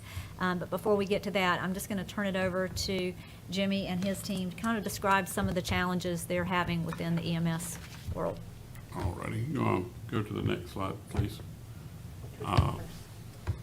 One of the interesting aspects of EMS now is the alternative practice paramedics. Just to kind of paraphrase that, if you go to the ER now, there's a really good chance you're going to be cared for by a paramedic at some time in that visit to the ER, which has put another avenue of competition for us and pre-hospital care providers, because there's opportunities opening up for them in many different avenues of healthcare. This slide shows just a little bit of that, and we'll capture that. Our annual percentage rate is currently, and this was done as the month of September, so we were capturing 9 months there at 18%. And the concerning factor of that is that we have already matched our full year, our full 12 months of the previous year. The graph on the right indicates that we are not losing folks from Cabarrus County EMS to other EMS agencies, which is a great thing. But as you can see, that line is totally horizontal and unchanged over the last 3 years. Where we are hemorrhaging, and this is something that is consistent across the board in EMS, not just with Cabarrus EMS, is the other healthcare factor. That is reflected in the alternative practice setting, whereas paramedics are now being reimbursed through Atrium, Caramount, Novant, all of the local healthcare providers, and even into, with the pandemic, some vaccine providers that are hiring paramedics and able to give them salaries that make it quite appealing for folks to look into that avenue. The graph on the bottom right is an entry salary of a nurse in North Carolina. The reason we felt that important is it is very, options are very available through the community college system, and it is very common for paramedics to bridge into nursing. It's a very doable process through many different community colleges. Actually, every different community college offers a bridge into nursing.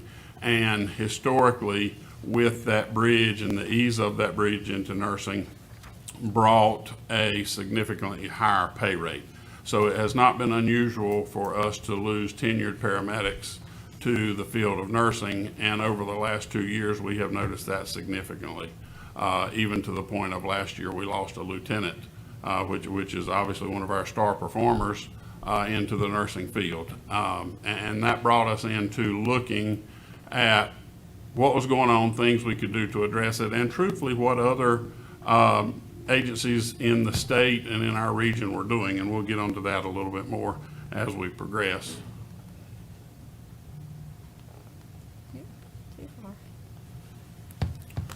Currently, and this has changed a little bit, we have had some resignations in the last week, but not enough to change our percentages. These figures were done about 10 days ago, but we are at 12 full-time vacancies right now and 8 part-time vacancies, and recruiting averages remain decent. We're not starving for applicants right now. We have noticed a reduction in it, and where we have noticed a big reduction is applicants with experience. The green or the new folks into the field, we still get a suitable number, but it's not nearly what we're used to, and seeing folks with experience has basically disappeared.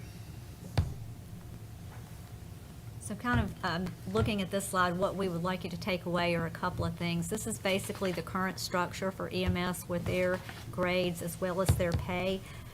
You'll see a column in there for a calculation with overtime, and Jimmy's going to explain a little bit more about that in just a moment. But to the far right, what you'll see, that first set of highlighted numbers, is that we were starting to see that several jurisdictions were far outpacing us. So to the tune of $20 an hour for EMTs and 28 and above for paramedics. So that was one of the factors that really brought this to a head, where we felt the timing is imperative that we bring it to you now and not let it continue to snowball as more and more jurisdictions kind of look at those numbers and make other changes as well. The other thing we wanted to point out to the left, where you'll see those highlights, we have a number of grades that are literally right on top of each other with paramedic and above. We added in some differential levels a number of years ago, but they were very tight at that time just because our structure is very tight, and having them so closely aligned means there's not much difference from a very new beginning paramedic to somebody who's all the way up to one of those higher levels as a master or a community paramedic. So we wanted to kind of point your attention to that on this slide. This gets into a little bit about what Ms. Covington was describing on our pay schedule. We work a 36-hour week, which is 3 12-hour shifts, and a 48-hour week in one pay period. So we have a long and short week in each pay period. Just the quick overview of that: 4 hours of the long week goes to the short week to bring it to 40. And then we have 4 hours of built-in overtime into each of the 26 pay periods. This is for full-time staff only. What we're talking about doing with this proposal will affect full-time and part-time. And I'm not going to say part-time is never scheduled over 40 hours, but it's a definite rarity, and only when we're in a bind for staffing and we have a part-timer that may be available that's worked a lot that week. Obviously, we would take that choice versus going down a unit. But this is mainly just the overtime figure would just be on full-time staff. So you can kind of see from this slide that even adding that in, we were still below these jurisdictions that are being super aggressive with their rates. So we felt it was helpful to at least point out both of those numbers, because we have those carrying through in a few of the slides. So I'm going to pick it back up and kind of talk about the process we went through with Catapult. And we were continuing to see information that EMS was able to provide through their contacts. That included these and other jurisdictions. It included Novant, Atrium. But basically, to make sure this is a process that we would normally follow, we re-engaged Catapult, asked them to do a survey, and you can see on the screen the facilities or the jurisdictions that provided information into that survey. So a number of good comparators, definitely some of the folks who are at that higher end of the spectrum. This was the benchmark data that they collected. As far as the results, as they went through it, Becky Drotz, who's the person we've worked with previously, did feel like at this point, unlike several months ago, the data does support a 2-grade increase for our entry positions. And by that, I mean that those 2 baseline positions of EMT and paramedic. So what we're proposing there is an increase from a grade 11 to a 13 and a 14 to a 16. Now, of course, when we make changes there, it kind of has that ripple effect with other positions. So we went back through and took that data and made these following calculations. So after we adjusted those 2 positions, we then looked at the rest of the structure, and going back to that slide where everything was bunched in, we felt like a 5% or a 1-grade differential was really not enough for some of those. So we spread that out a little bit more. You're going to see it in just a moment, but to kind of get things where it's not so tightly bunched. We then looked at what our normal personnel would allow for reclassification and added that 5% per grade to the calculation. Then, as you can see right here, what we have is that new structure where it's spreading it out a little bit. The 2 that I just mentioned, and then beyond, the senior paramedic, master community relief, captain, all the way up to our deputies, which are exempt positions. You'll also see that calculation for the overtime, how that would look with that built-in number that Jimmy was referring to. So I can stop here and see if you have any questions before we move forward, because this is kind of the salary structure piece that we typically bring to you. Am I good so far? It's a lot of data, I understand that, so please let us know if you have questions. The next piece of this is we looked at people within the ranges. How do we hire people and bring them in at a fair point if we have people who are at the very bottom of our ranges? So we tried to look at another method to move people along a little bit deeper into those ranges. And you can see some retention factors that we basically assign, starting with somebody who has lesser experience, but all the way up to 4 years, and then going up to somebody with 20 years of experience. So that was just another factor to try to deal with how people were bunched at the minimum of the ranges. And again, that's basically to give us room to bring in others at higher rates without our individuals kind of blocking them out. Because we simply have heartburn, and it would be a huge hit to morale to bring someone in with tenure and start them over a amount of somebody that's been with us, an existing, I mean, obviously, that's not a practice we're fond of and want to do. So the intent behind this was, one, we wanted to hit our recruiting concerns, but we also wanted to be fair to our retention side of it. And there was a lot of legwork put in by the HR department, Lundy and Amanda Grant, to get to these figures. But we're thinking this will be a very fair way to approach that and hopefully minimize any of the concerns of bringing people in from the outside, you know, at a figure higher than somebody that's been here for 10 years. So as I move to the next slide, this shows the cost, and this is an aggressive proposal, but it's something that we are hoping, if we do now, doesn't require us to keep coming back to you. So I think one of your sayings is not kicking that can down the road for a later point, so it is a little more aggressive. With that, it's broken into a couple of different components. So you can see the price tag as we move through the various pieces. So the market adjustment alone, that's just moving the grades. That would be around $761,000. And I'm calculating it based on employees at the time we looked at this. That could shift around a little bit. So if we lose another employee or two, that will reduce it. But again, just kind of average numbers for you to consider. Looking at the internal equity adjustments, that retention factor, that would be around another 178. Adding those 2 pieces together, we're just under $1 million, 952. To that, Rodney would always want us to add the other factors, the other cost factors, so you're aware of what that's going to look like. So the loading factor for this group, based on their workers' comp rate, which is generally the item that's different between our departments, but this would include their Social Security, their retirement, 401k, that takes us up another 320. So our grand total is $1.2 million plus for this. But I'm going to move it again to Jimmy, because while we're bringing you a very large ticket item, we do have an opportunity with this department that we don't have most of the time, so we want to share kind of a related topic around some revenue generation. Back in January of this year, we come to you to propose a fee increase, and what that increase was, it had not been touched since 2015 prior to that. And what we did was just move it to Medicare and Medicaid allowable figures. To be honest, and I don't have this here, but we were looking in the range of $36 to $50 in these line items just to equal what Medicare and Medicaid would allow.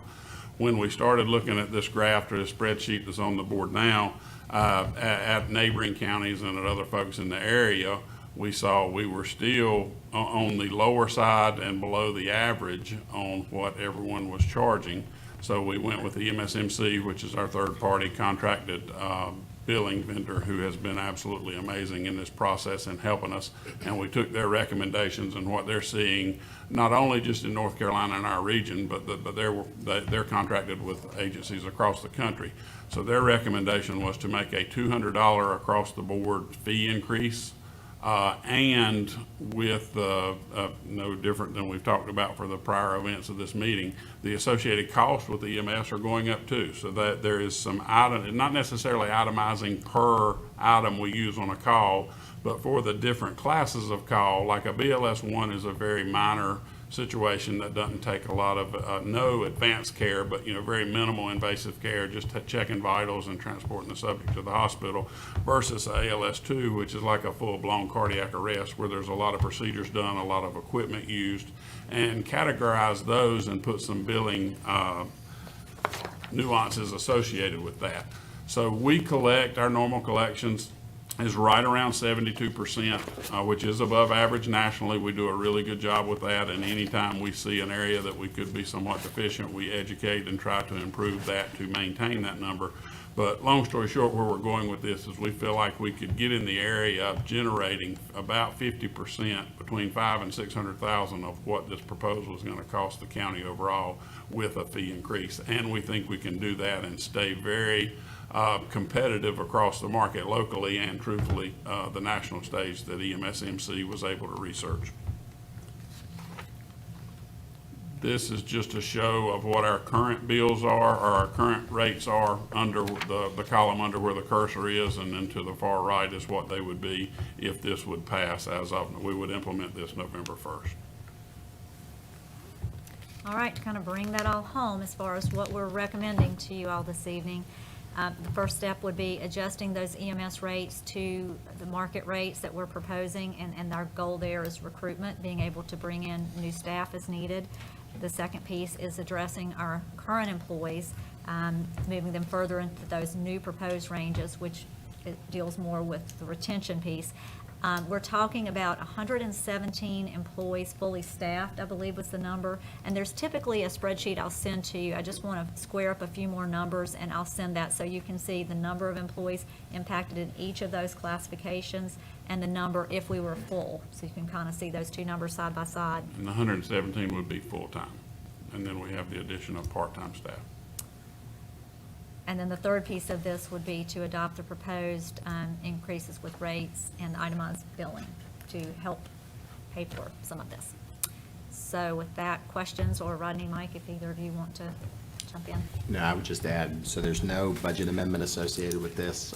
That's because the intention would be to fund it through the increased revenue, but also lap salary. And so we know as a county, we fully budget all positions, even though we know we have a vacancy rate of 10% or more.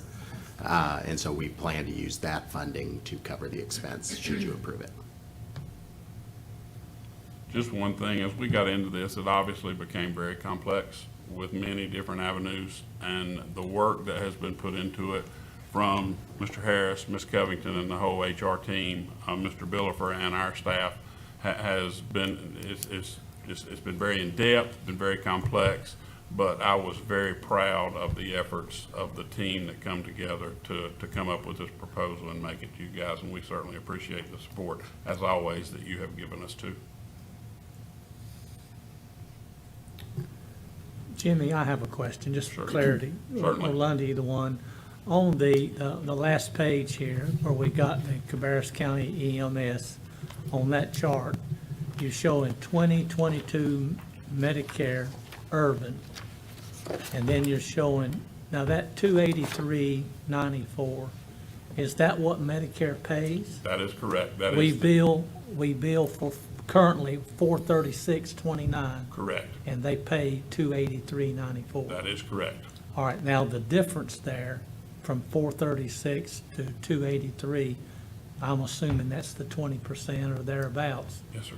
because that's not the amount Medicare approved, that's the amount Medicare paid. That is correct. All And just a rough figure, about 63%, so in the mid-60s is the Medicare, Medicaid. Of our call load, about 63% are Medicare, Medicaid patients. Right. So the majority of these fees and fee increases truthfully are going to be about 37% of our billable costs. Yeah. Okay, and the patient pays the difference though, is that right? In cases of supplemental insurance, and yes, in some cases, they are some patient private or, individual reimbursements, but you have to play into the supplemental insurance and all that. Again, it gets complicated. Oh, it is, it's very complicated, trust me, I know. But if we raise our proposed rate to $636.29, then obviously the Medicare payment will be more. And that's where we're going to be generating funds to help pay for this increase. The Medicare, Medicaid rates will, we can't change, they're gonna pay what they allow. Yeah, but it will, but obviously it'll be more because we're billing more, so it'll be more. The collections necessarily won't be, because like I said, they're just gonna pay what they're gonna, Medicare, Medicaid's gonna pay what they're gonna pay. So what you're saying is we could say our new rate would be $1,000. Correct. But Medicare's still gonna pay That is correct. And this- $283. Correct. This will be private insurances and stuff such as that. So it'll be about 37% of our cost, truthfully, is what this will overall affect. Wow. But again, looking at it regionally, and like I say, MSMC is a national company, so looking at it regionally and nationally, we are still very competitive, still considerably lower than some areas and agencies really close to us, and we feel that is a fair market value right now. I totally agree with you, especially if you're in the need.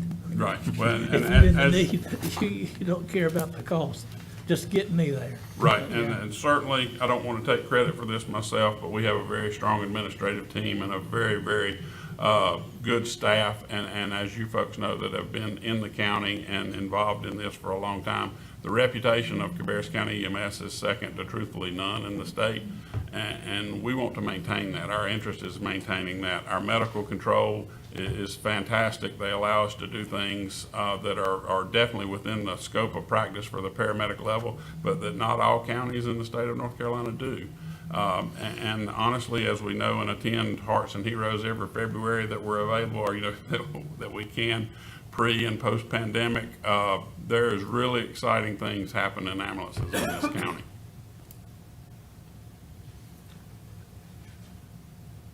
Couldn't help but notice the differential between Cabarrus County's rate and Mecklenburg County's rates. Theirs are nearly double in several instances. Yes, sir. Is there any, did they provide any greater level of service, or is there any logical explanation for that disparity? Right. I certainly cannot answer for Mecklenburg County. I can tell you they do operate a paramedic level service too, which is what we do. Their protocols are different than ours. I'm not going to say one's better or one's worse, because that is by no means the case. We have a one-stop shop to a degree for a hospital, whereas they have hospitals spread through all out the county. So that dictates what some of the care and skills that they're able to do and allowed to do, because it changes the aspect of pre-hospital care. If we have a critical call, just say, for example, in the northeast part of the county, we're 25 or 30 minutes from Atrium Cabarrus, whereas it would be very rare in Mecklenburg County to have a time you were going to be with a patient that long. So that affects the care that's provided in different things, be it airway control, different skills that Dr. Waggy and Dr. Hall allow us to do that are modified somewhat in Mecklenburg County. And I certainly can't speak to how they come up with their charges, but it is a different, not a different level of operation, but just because the different in the nation are the ruralness and urbanness of the two settings, that there are comparables and then there are not comparables. Right. It's just such a glaring Yes, sir, I difference. understand. That, of course, I think that most all of us recognize the fact that most everything in Mecklenburg is more expensive, but that really jumped out. It does jump out, yes, Yeah. sir. Commissioners, other questions or comments on this item? We'll certainly appreciate all of the effort that all of you have put into addressing this situation. We would certainly, in my opinion, are better served to be ahead of the curve than to come back and say we have a crisis. Certainly. For Yes, sure. We certainly don't want to be put in a position that we have to be reactive. Great. Thank you very much. We Thank you. appreciate your time. Okay, we move now to item 4.14, Courthouse Expansion GMP 3 Plumbing Bid. And we welcome Kyle, Jason Harris, and Rodney.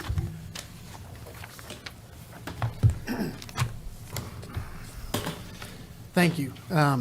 So the first part of the presentation will be to go through the process and asking for the motion to suspend the rules and to vote in terms of rejection of a plumbing bid for GMP3, and we'll go through why. And then after that motion is made and you all vote on that, we'd like to kind of discuss what we're seeing with the GMP3 that's coming in. And I know it's been alluded to throughout the meeting, so we'll kind of break it up into two parts. So the current bidding situation with the plumbing package, which is BC 22A for GMP3 on the courthouse expansion project. GMP3 is the renovations of the current 1975 courthouse. The low bidder for the plumbing bid was SPC Mechanical Corporation, and they've come in $1.8 million over budget. The budget was formulated in the pre-construction portion of this project.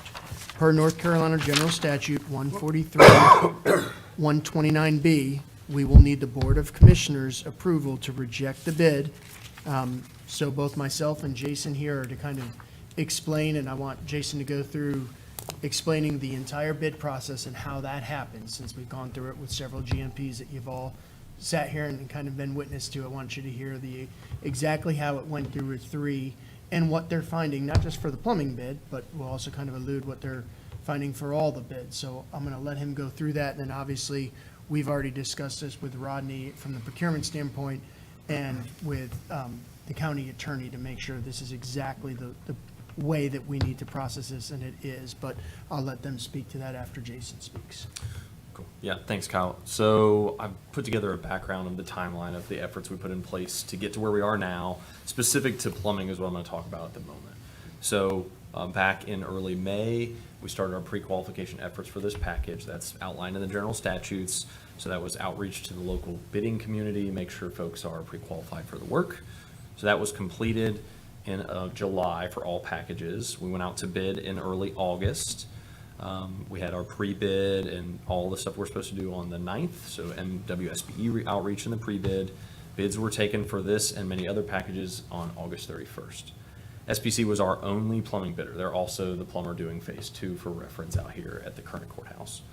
They were our only bidder. State statutes read, we don't open formal packages, which are greater than $500,000. We don't open those if we only receive 1 or 2 bids. We need 3 to open. We re-advertise, we go back out to the market. They are, again, our only bidder. In that case, we are able to open. So we open that package. As Kyle said, they're significantly over our budget.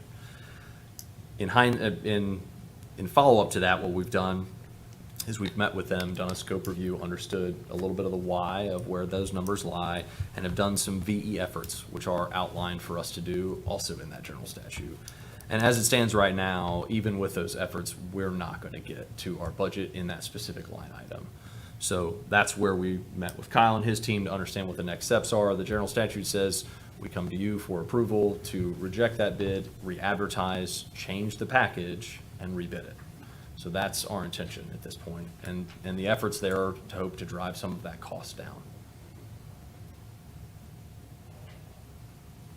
So what is the total if it's 1.8 over? The total of that package? Yeah, 2.4 million. okay. Wow. When you put it in percentage in your head, it's Yeah. alarming, isn't it? It's a big number. It's a big number.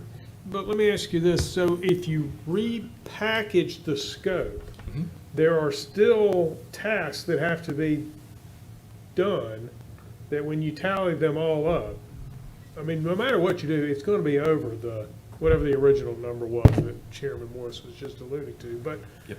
I mean, I understand the process that you just explained, but the VE that you're going to do, I mean, we're not gonna eliminate tasks, I don't think, are we? We're gonna have to. You can't, you're not supposed to go back out with the same package. So the package will change. And what I'm not proposing is that we move it from bucket to bucket. What I'm proposing is that that package will change. So it will be a reduction. in No, I scope. guess what I'm saying, yes, that part, but whatever those plumbing tasks are that you're gonna remove, somebody else is gonna have to do them at some point in time. So we're gonna He's saying about taking scope out of the package that you're putting back in front of the plumbers and how you're gonna generate competition. Probably need to elaborate on that. Right. So I'm not sure I fully understand what you're saying, to be honest, Blake. I guess I'm saying that whatever tasks that have to be done to get where we want to be at the end when the renovation is complete. Yep. SPC, they're not gonna do all of what we've asked them to do. They're now, we're gonna. Yes, that's fair. We're gonna crunch this down, eliminate X, Y, Z, send it back out on the street, hopefully get more than one. But all of those tasks that we've pulled out, somebody's gonna have to do, right? I mean, If you're we're saying, not eliminating bathrooms and fixtures. well, that's on the table. Oh, okay, so we are talking about Yes. really. So not only are we talking contracting about scope of Okay. Yeah, and That- so, and that some of the makes VE perfect that they've sense. offered to us is of that nature. Okay. And we're still not to that budget number. And so the next step, as we see fit, is, and what the North Carolina General Statutes say for us to do, is to reject that bid, modify that package in an effort to get it within the budget that we need it to be in, re-advertise in hopes of getting more bidders, in hopes that that will also help us get to our budget number. Okay, but ultimately, this board's gonna have to decide, A, we're either going to pay for what we wanted to do originally, or we're gonna do less work on the renovation of the existing court. That's the at-large discussion, I think, that we're gonna have here in a second. What we're talking about now is just specific to plumbing. Okay. It's just specific to this one package. We'll talk about the bigger picture here in a Okay. second, so I don't want to conflate those two No, conversations. that's fine. So Jason, if the amount of work will not change, are we changing the level or the quality of the equipment that we're installing, I guess? You're changing quantity. Quantity only? That's what we're talking about. Okay. Quantity, and there are cases where, we're looking at value engineering of fixtures or those kinds of things. Those are options, but quantity is going to be the bigger opportunity here. So some of that quality could be of a lesser quality, but the board and yourself and most of leadership wouldn't be involved in those on a daily basis, how we bid them out anyways. No, I understand, but the question is, if we go back and rebid it, the quality, is it gonna go down? That will be an option. Okay. I have a question. So if we go back and you do your renovation, or not your renovations, but you send it back out for bid, is SPC Mechanical also able to pre-bid on this? Yes, absolutely. Okay. Okay. And then what if they're the only ones that bid again, or, and we're down to one bidder? Do we have to go through the same process again, where we need to? Hopefully, we would be in a much better budgetary situation based on the reductions of scope. Okay. Thank you. Okay, additional questions? So the requested action is the motion to suspend the rules of procedure due to time constraints, and then the motion to reject and rebid BC 22A plumbing package pursuant of North Carolina General Statute 143-129B.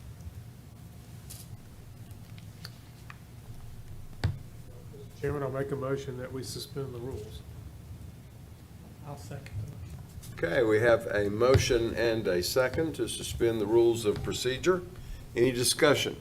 Just one real quick question, Mr. Chairman, before we move forward with this.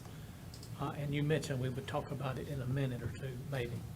What does the delay that we're going to experience here have on the overall project? Nothing right now, but if what Commissioner Strang discussed about what happens if they're the only ones and the number isn't any bit better, then we're going to have some problems, and we are going to discuss that in just a moment. Okay, any discussion on the motion to suspend the rules of procedure? Hearing none, all in favor, please say aye. All opposed, no. That motion passes.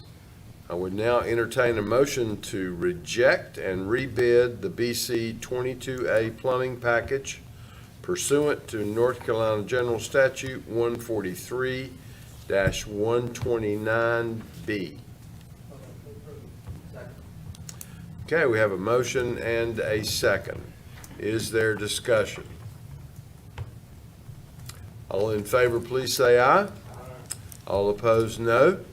That motion passes. Okay, so now for the bigger scope in terms of conversation about what's taking place with GMP3. So obviously, Mr. Harris went through his timeline and explained when all those bid dates were, so you do understand that we have those numbers in our possession. And those numbers to the tune of the last budget number that was provided internally to the finance staff for budgeting, we are 7 million high, a 7 million delta. And it's actually $7 million and some change.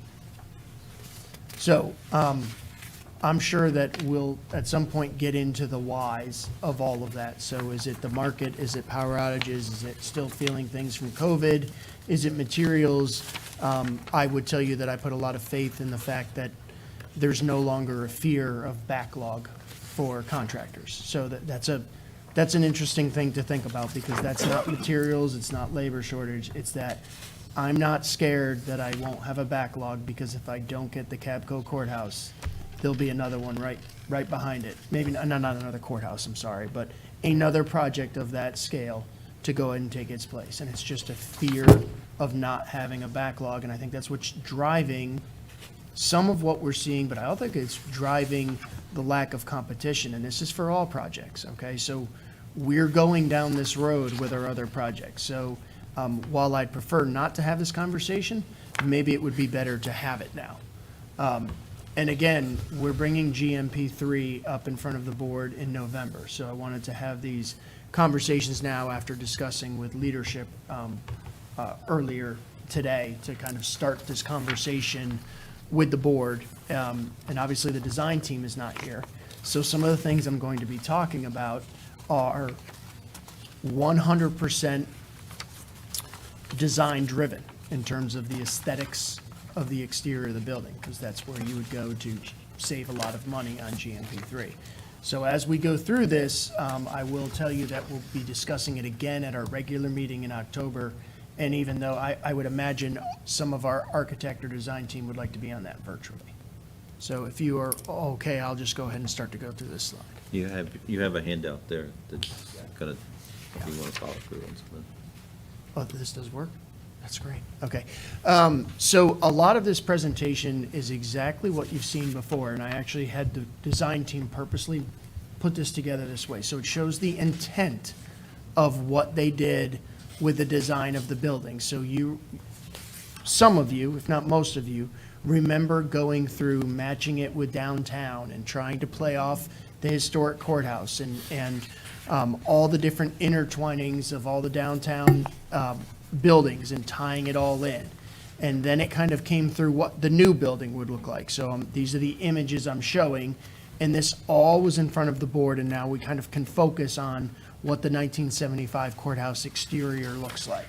So that's what it was being proposed at. So that's going in and peeling out a lot of brick and putting in what we call curtain wall, and that's what it's going to be written at is in there, but it's storefront, okay? It's glass and it's metal, because everybody reads it and doesn't know what it is, so that's what it is.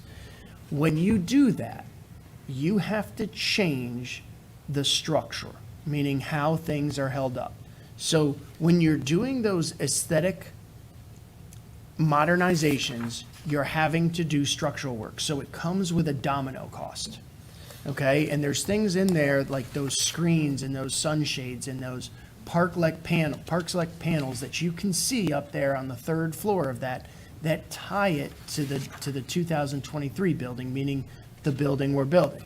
So we had that design team go through and try to give us some options of what we could do that would be, big buck tickets to avoid or value engineer out of GMP3 and be able to explain those cost savings to you. And Jason has estimated what those costs are. Again, we didn't bid this work. We bid it the way it was designed.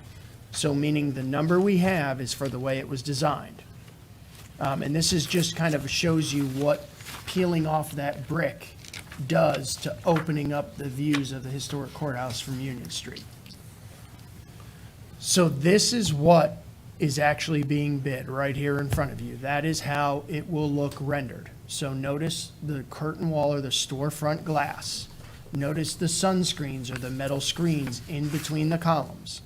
Notice the Parklex panels, or the wooden laminate panels that are on the exterior of the 2023 courthouse that are up there on the third floor, okay? That's how you're tying it in. And I'm going to ask you kind of all to go into your back of your minds and your data banks and understand what they're doing to the elevation or all of the brickwork that's on the Union side and on the historic courthouse side of the courthouse. So tearing that all out and dropping that elevation so it goes down closer to street level, so that as the city of Concord has their events downtown and parades and things like that, those aren't tall, high planters like they are now. So again, that is what we bid. So the options that we have, and there are several of them, the option number one is that we don't touch anything except some minor storefront and curtain wall that you would have to do at that front entrance, because there is physically a front entrance at Union Street that will no longer exist no matter what we do to the building. So you would have to make some changes so that it doesn't look like a door somebody should walk in. So this is leaving basically everything the way that it looks now. There would have to be some knockdown of some of those planters and some storm work done, but Jason has approximated a dollar value for what that is. So I'm going to let him speak to that.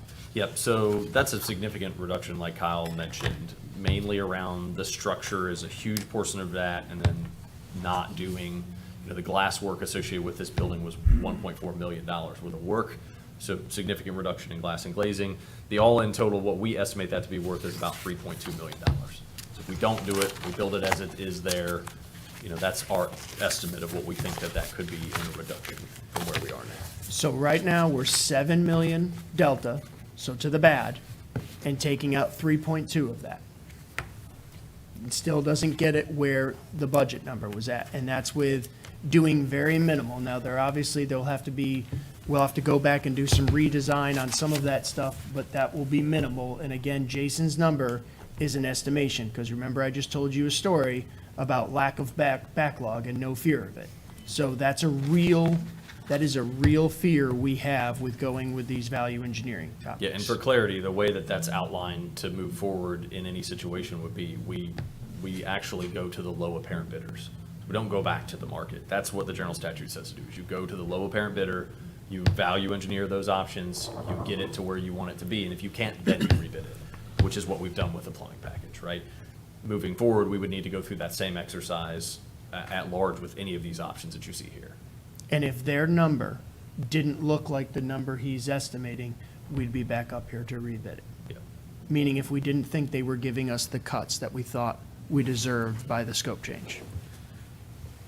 Okay. But the 7 million is still an educated estimate as well. It's largely a complete number. We're lacking But it's not 5 been- bid it's not been packages out bid. of 38. Right. So those packages come in And a Thursday. rebid on the plumbing. And a rebid on the plumbing. So it's close. Good. Yeah, it's an educated guess with less those 5 numbers, but yeah, it's pretty locked in on the other ones. Good. Okay, so option number 2 is a hybrid. So that is to apply some of that curtain wall or that storefront glass, and also to do some of the parklex, and to kind of soften up that union corner, if you will. It's probably the best way I can describe it. But it's not doing the full exterior renovation. So again, not just once Jason talks about the dollar value of that, understand you are going in and changing some of the structure when you do that, okay? Because you are having to put in your shear walls for that.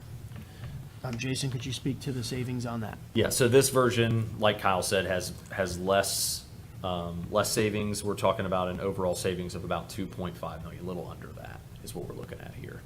And that's a result of the fact that you've got that new work that's going to go in that you see there in the image, in addition to the structural modifications that'll have to happen on the interior. This building, all those exterior walls are structural load-bearing walls. So when we make those changes, there's new structure that has to go in to support that.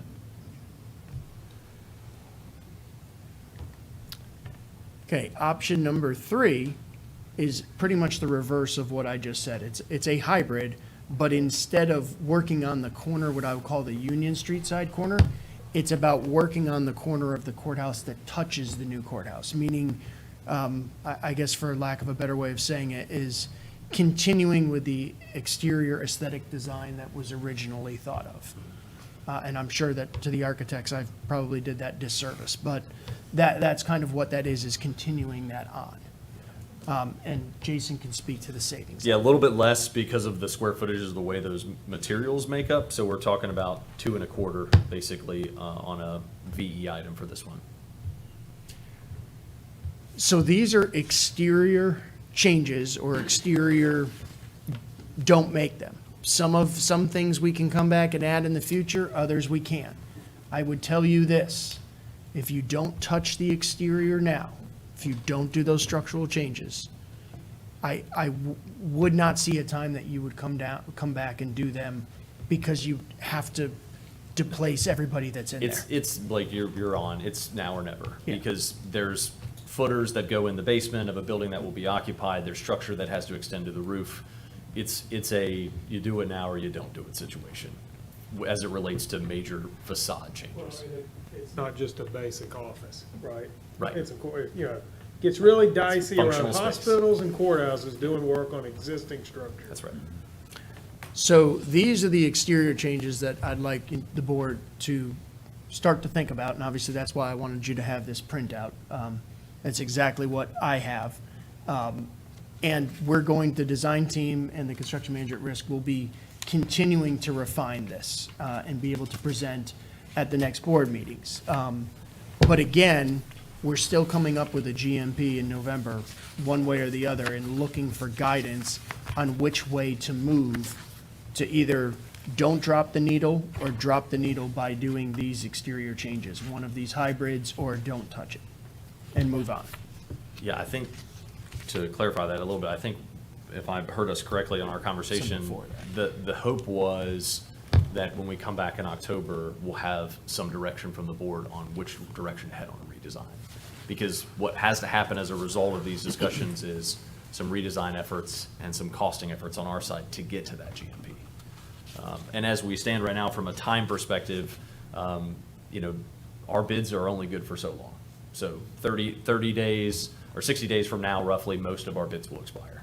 So if we can't get to a GMP by that time, at the end of November, when those bids expire, we'll be in a position where we'll have to rebid the entire job. And there is a cost implication to that in terms of the duration, the construction manager fee.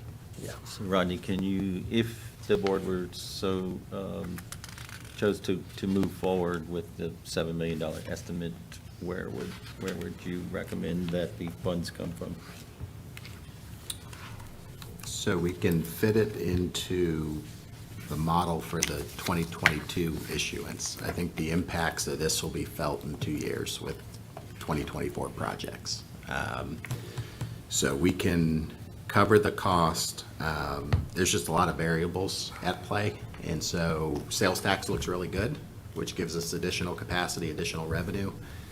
Interest rates are not so good. And so when we go back to the market in 2 years, what are interest rates going to be? Right now, we're projecting maybe 5%. At the original estimation, we thought we were going to go to the market in 2 years with $160 million, maybe $170 million of fixed debt. And now we're looking at an additional potentially $7 million plus $3.6 million for R. Brown. When you start piling that up, it's a future project that's going to have to probably push out. The 2024 draw program is probably, instead of 160 million, going to need to be in the ballpark of 120 to 130 million. And so you can do fewer projects. And when you look at the projects for 2 years from now, you've got the public safety facility, which we estimated originally at 20 million. We think that's low, and that's probably going to be a more expensive project. You've got the Afton Ridge Library and Active Living Center that we had at about 12 million. That's probably low in this market. And so you start going down and getting into the biggest project, which is Northwest High School replacement, which they're currently estimating at 120 million. Within the debt model, I don't think that's feasible to fit that project in 2 years, given some of the debt we're issuing. That's probably going to have to be delayed to 2026 or later. Rodney, on another level, do you have any news or is there any progress on the 30-year financing?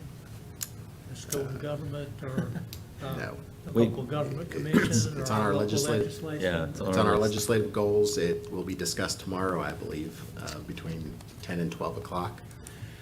They were asking some clarifying questions about it, and hopefully that'll get passed along in their process. Sounded like some of the staff at the NCACC was not aware of the practices of the LGC. They just assumed that they would modify those debt schedules for you. Well, But, those of us that work with you in particular and Rodney realize that everything is escalating and you can't fit but so much, into a budget like that without a longer term. And that's true with cars. That's hard to believe they're pushing cars out 8 and 9 years now, on financing. And of course, the houses and everything is pushed out. So I'm hoping that they will take an extremely serious look at this, which will help us fit these projects in and be able to do what we need to do over here. If it's gonna be, fix it now or not fix it, then obviously we gotta fix it. Yeah, So, I think, we don't have much choice there. I think we're optimistic now that the NCACC was not aware of it, so maybe now that they will actually be a force as well in advocating on our behalf as well, because Well, it sure did sound like that they were not aware of, they thought that the LGC was very flexible to the local needs. I hope we can work on that. So, I did want to go back to the impacts question, and I think it's relevant to the cash flow discussion we had earlier. So we said we thought we could handle that. I think it becomes more of an issue if you approve GMP3 as is. Coming up with an additional $7 million of fund balance to float another 2 years when that project is expected to start next May or June. Correct. That gives me some heartburn. There are really only 2 capital projects in our list right now that we could delay to address that, and that's the Mount Pleasant efforts that we're doing, and it's a $5 million project at Franklin Park to do some amenity upgrades there. I think, at least from my perspective, I would be more concerned moving forward with those projects if we were to approve this and the R. Brown Mcallister project increases, just because we don't know what cash flow is going to look like. Yeah, so we, just like you, I'm sure, we would prefer that you continue on with the building as is. That's what you guys voted on and that thing. But we want to make sure that the market's moving around on us, and we want to make sure that you understand what those impacts of that decision are going to be. And it, Rodney said, worst case scenario, we go with it, it works, we build the courthouse, but then 2 years from now, the ones on that board are gonna have to make some decisions. Do you move out park projects? Do you move out a school? Do you move out a library? And that's okay, staff level, we can do that. It's just a matter of which one you wanna do. And remember, there's an advocacy group for every one of them, so. Well, I'll make a comment, and I will grant you this is much easier for me to say since I won't be here then. But I think that if we don't proceed with the original design, that at some point in time in the future, it's going to look like, boy, we almost got there, but then we stubbed our toe at the end. And that's going to be a big impact on the Union Street side. And I'll also make a comment that when we did the interview process with Silly and the other firms that were involved and had submitted the bid packages for the architecture, one of the things that the committee, that jumped off the page, that the committee really gravitated to with Silling was a renovation project that they had on a courthouse that looked very similar to ours. Now, you have a picture of one in here from Tennessee. I don't think that was the one, but it might have been. But we saw the finished product at the interview level. That's correct. It's Delaware County. That courthouse you saw is actually a picture Michael Miller took while he was driving through Tennessee and saw it and pulled over and couldn't Good believe picture, it. Michael. Credits, Michael. But the point I'm trying to make is, part of what we gravitated to with that design firm was they took something that we had that I think everybody would say, hey, it has served us well, but it doesn't look very good, and it's never looked very good, but we have the opportunity to put it together and make something really special in downtown Concord. Again, you are 100% correct that at some point in time, you can't do it all. We have seen that, I've seen that since I've been sitting here. But there are multiple times that when it comes up, and I feel like we've always been good team players, that it's always county projects that get pushed out.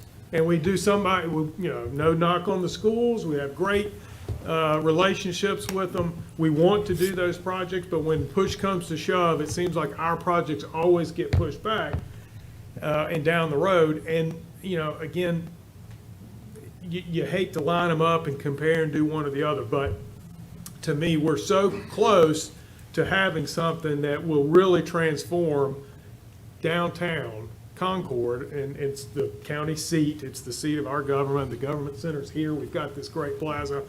I think we would be disappointed at some point in time, 10 years down the road, 15, or whatever the case may be, that we didn't go through the full design of what we had intended to do when we started. Again, I will reiterate, that's easy for me to say. When those conversations come up about projects that we're not going to do, I won't be here. So that's just my 2 cents. I think we have benefited from having Jason and Messer on this project to walk us through. This is not unique to them. This is market-wide, all over the place. It's been a rough and tumble go the last 8, 10, 12 months in their industry and for what we're doing. But with that, Mr. Chairman, I will let others comment, but I did want to make those comments. Thank you. I will take the opposite track. I think that that when I looked at the initial design of the 1975 courthouse revisions, I thought, that looks good, but sure does look expensive to me. And I think I would definitely would stand on the street corner and examine it and analyze it and think that it looked better. I'm not sure how much anybody else would. I'm sure there are some, but that building has stood there for 47 years, looking exactly as it looks today. I can't say that it's any sort of an architectural beauty, but it is what it is. And to spend that amount of money, I think we would be putting a little bit of lipstick on the pig, but not $7 million worth. I think I'm looking here at value engineering option number 1, which says brick envelope unchanged, cleaned. I understand that. Full soffit replacement. What are we talking about? Under the overhang? I don't even know what it looks like. There's an existing soffit underneath there. It's slightly different color than what that precast is, and as part of the new design, it goes and gets replaced. It Currently. goes. That's how it's drawn now. It gets replaced in kind with a newer product. The And- similar, it's a, I can't remember the brand name, Stowe soffit or something. There's a specific brand name of the product. New lighting, there's some heating elements that go above there. And so it's are part of we- the overall structural modifications. You can't do that by leaving that existing soffit in place. It has to go. But if we didn't, It could stay. it could stay. And so the replacing the soffit would be just a cosmetic issue? Correct. Yeah, I have to go look at it. I've never looked up when I walked in that building. I doubt very many other people. Curtain wall replacement at existing openings. Okay, I understand that. That's the front Yeah, door as you see them right there now. on the screen. Yeah. You have punched openings in that building now. Right. And You could we, do some limited replacement in what you've I got think now. that's a worthwhile expenditure rather than saying, okay, just go to the other side, these doors are locked, or whatever the case may be. New curtain wall infill between 2023 building and 1973 building.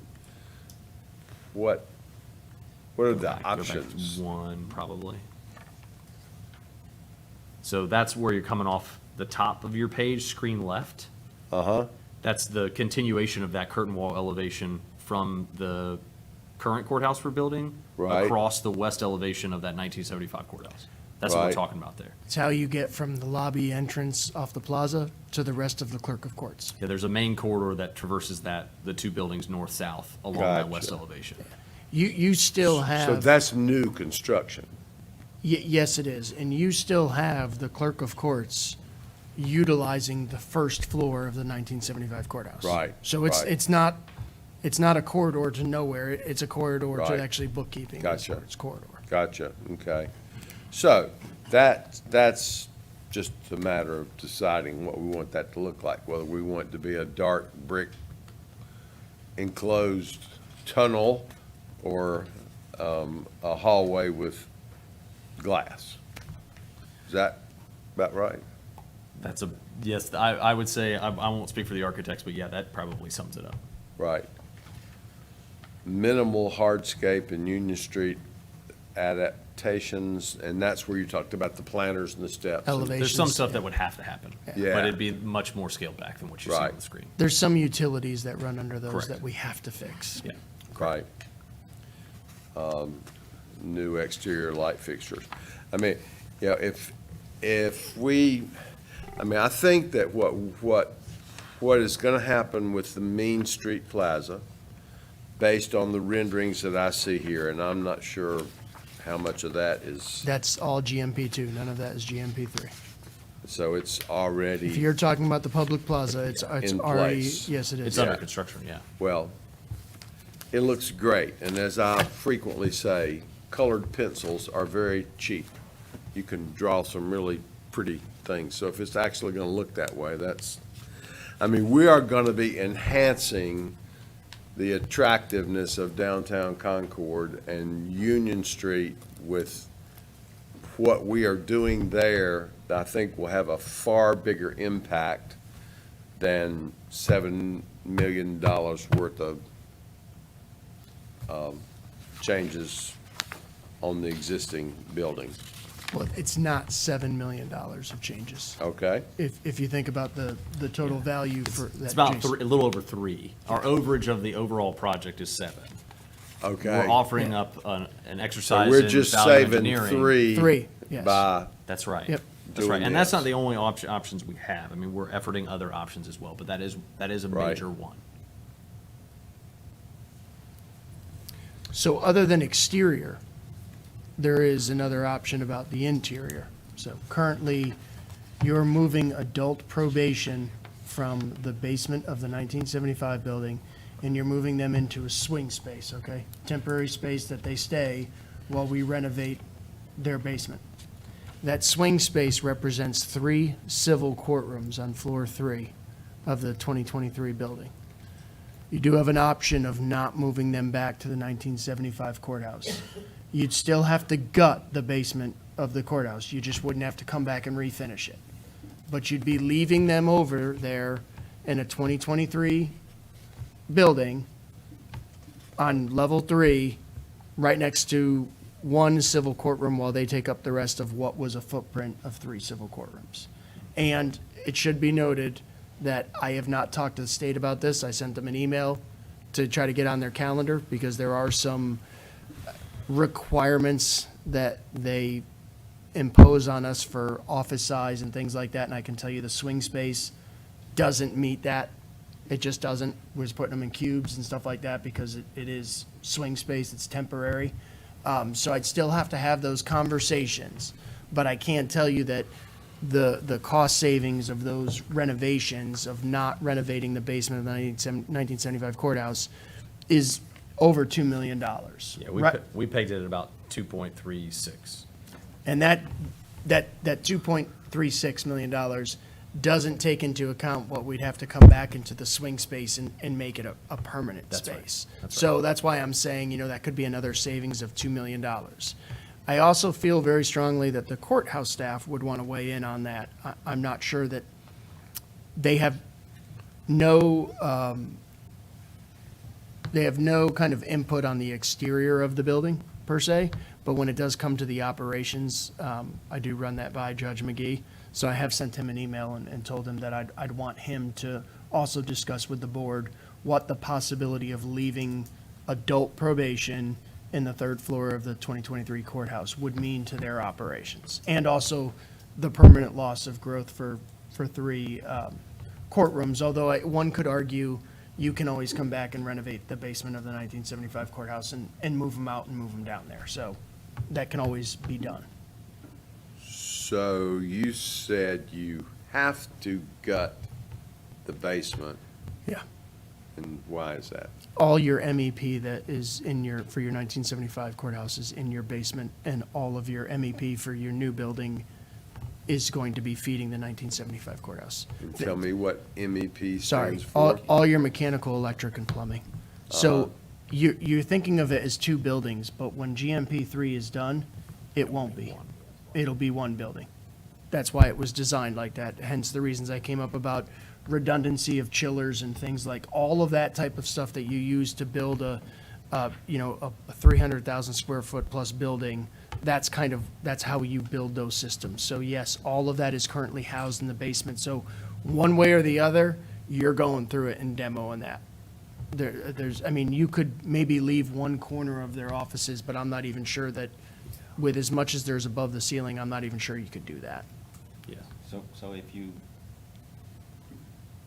I'm just trying to get some different scenarios here. Yeah. So if you chose to not do anything to the exterior of the current building and went ahead and rebuilt as planned on the inside of the building earlier, make those changes, build it up on the inside like you were planning, what's the increase, we think, of that 7 million? Well, you'd lose that exterior portion if you're saying do nothing on the exterior is what I heard you say. Yeah. We could effectively reduce that by a little over $3 million. So now you go. Reduce to 7 by 3? That's right. Okay. That's right. So So those are reductions. These are what Yeah. the numbers are that I'm So giving you. you still have a reduction. delta of 4. Yeah, I'm just trying to find options there. Yep. You gave us 3 really good options, but there's another option of don't do anything on the outside. Sure. But move the probation and parole back over where they belong. Yep. And we've also tried to put together some à la carte options. You know, if you don't do the screening on the outside of the building that's shown on that picture, that's $400,000 worth of work, right? So there are smaller options that are less, have less overall implication that we're also efforting as well, to try to get to where we want it to be, right, within the budget. So what do, first of all, do you have any more comments? I'm gonna say, what can we do, what can they do to help you in your decision? Is there anything else you need to see? I just had a question. So you're saying if we move adult probation and parole and put it on, or probation onto the third floor? We already are. Okay, and we leave it there? That's the part. That's the part. We reduce that by 2.4 million, correct? Did I understand that right? Yeah, You- our number's 236, and Kyle's right, there would be some costs likely on the Right. Phase 2 courthouse side to have to add partitions and things of that nature, so And call it 2.2. And we, again, we have to have the conversation with the state. So just understand that the footprint we're squeezing them into, where these 3 courtrooms go, Yeah. is not the same footprint as they have in the basement, at all. Not even in the same ballpark. So we're gonna have to have some very interesting conversations with them. So you're saying the square footage would be significantly less in the new building than what they are currently occupying? Is that what I interpret? What they are currently occupying and also what they're planning to occupy in that basement. There's much more usable space when we renovate the basement. Right. So if you've ever been in the basement, a big portion of that is mechanical. You don't see it, but it's big air handlers that are built into walls that you think might be offices, but they're not. A good portion of that gets removed. So no, they are expanding their usable footprint in the basement. But what they would have in the new building during this swing space time, or what could? Compared to what they have now, From the numbers. I'd have to really look at that. Ballpark probably still getting a little bit more, to be honest with you, in the swing space. Yeah, Yeah. okay. Yeah, it would be interesting to hear Judge McGee's opinion of a long-term stay of them in the courthouse. They're gonna lose 3 future courtrooms, but just the activity that use generates in the middle of a courthouse where they're trying to have. Right now, they're in the basement, and it's not such an impact upstairs, but this would put them right in the middle of all of those other functions. I think the real concern is probably the public queuing space on the 3rd floor. So if you hang out in the basement of the current courthouse where probation is, that's a lot of hallway activity, a lot of seating, waiting, things like that, that we're giving them, a smaller footprint by that swing space, so we won't be able to get them out of the corridor to like have a queuing area. So they're gonna be in that area where you've got a lot of people going to civil court, so. I'm sure Judge McGee will put something together. If not present, he'll put together a letter of what his concerns might be for that. And again, our first conversation is with the state. I'm less optimistic about being able to get all their people in there with what the state requires on office space. And again, it's loosely required. They send you a list that has what each office has to be in square footage based on the person's position with probation. But you all know that you go to plenty of counties where that's not what they get.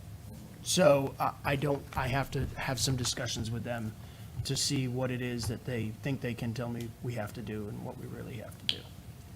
I can tell you that when the first initial design we had for them was 100% workstations and no offices. And they brought in people that I guess did the same thing in Buncombe County and talked about how they had to go back and put in hard-walled offices because of the conversations they had to have. And they talked about all this added expense and told me all horror stories about it and everything. So we went and built them hard-walled offices because I didn't want to have to do it twice, basically.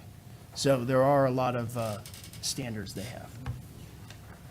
So if you did everything that you had planned to do on the inside of the current courthouse, and you just didn't touch the exterior, could potentially realize about a $4 million.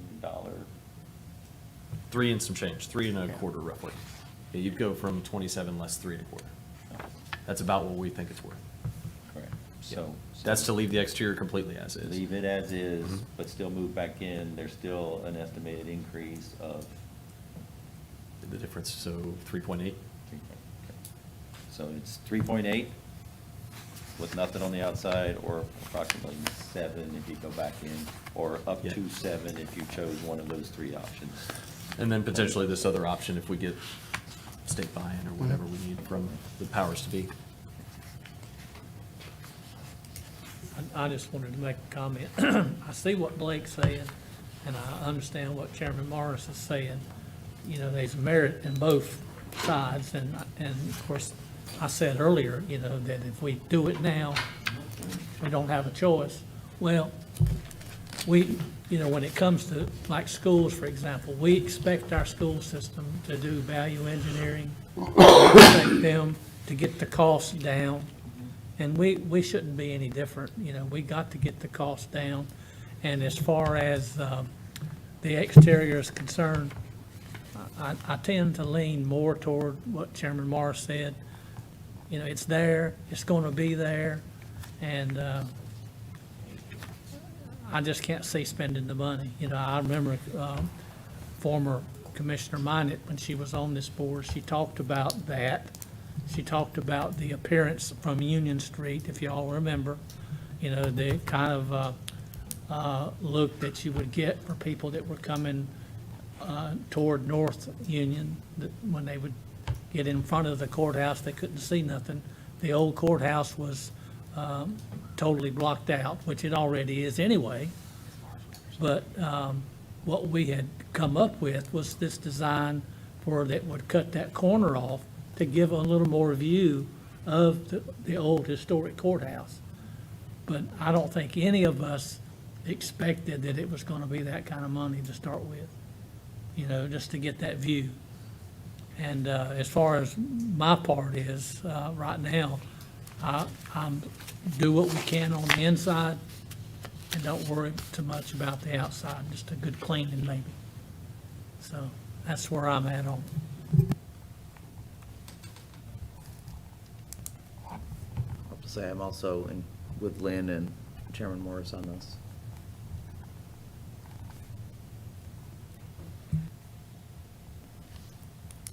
Yeah, one other thing of note is that part of that overage is reflective of the fact that our roof scope is a complete replacement. Our budget for that work was a 10% patch. And that's as a result of some investigation on what that roof actually is. It doesn't meet current code. It's gonna have to go. That budget went up $750,000. So there's portions of this exterior, that's probably not what you're thinking, but that will likely have to be done because there's just really no way around that.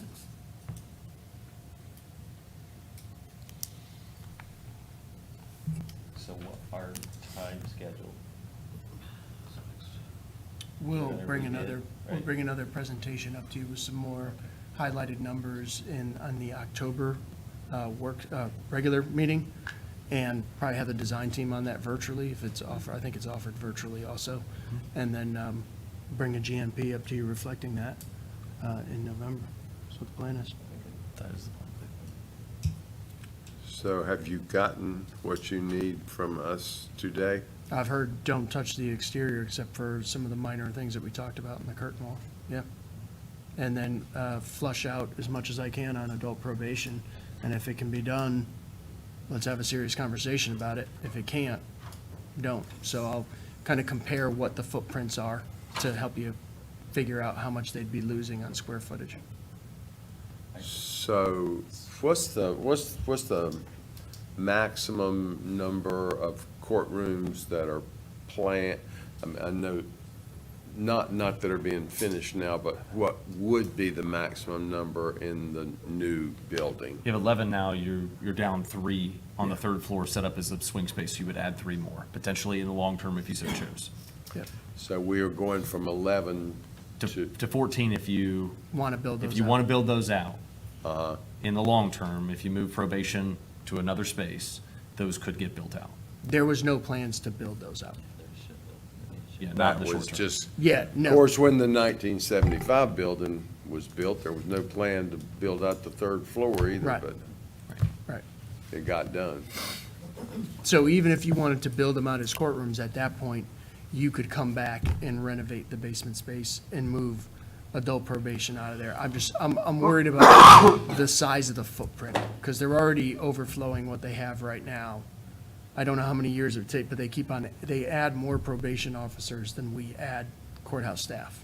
Right. So, I mean, we call them courthouse staff, but they're not courthouse staff. Like, they're not handling the day-to-day operations in there. So we at IM and ITS, we think of them as courthouse staff, but they're truly not. Is there an option for them to be located at a separate facility Yes. outside the courthouse? Many of discussions have been had about that.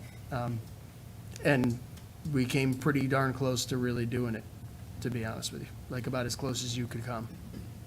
Then you gotta go, if you're gonna move them off-site, then you gotta buy a building, then you gotta fix it up.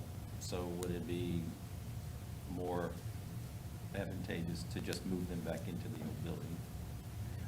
I have concerns, space-wise, once they put them up there temporarily, long-term, I don't think they're a good neighbor for the rest of what's going on in that building.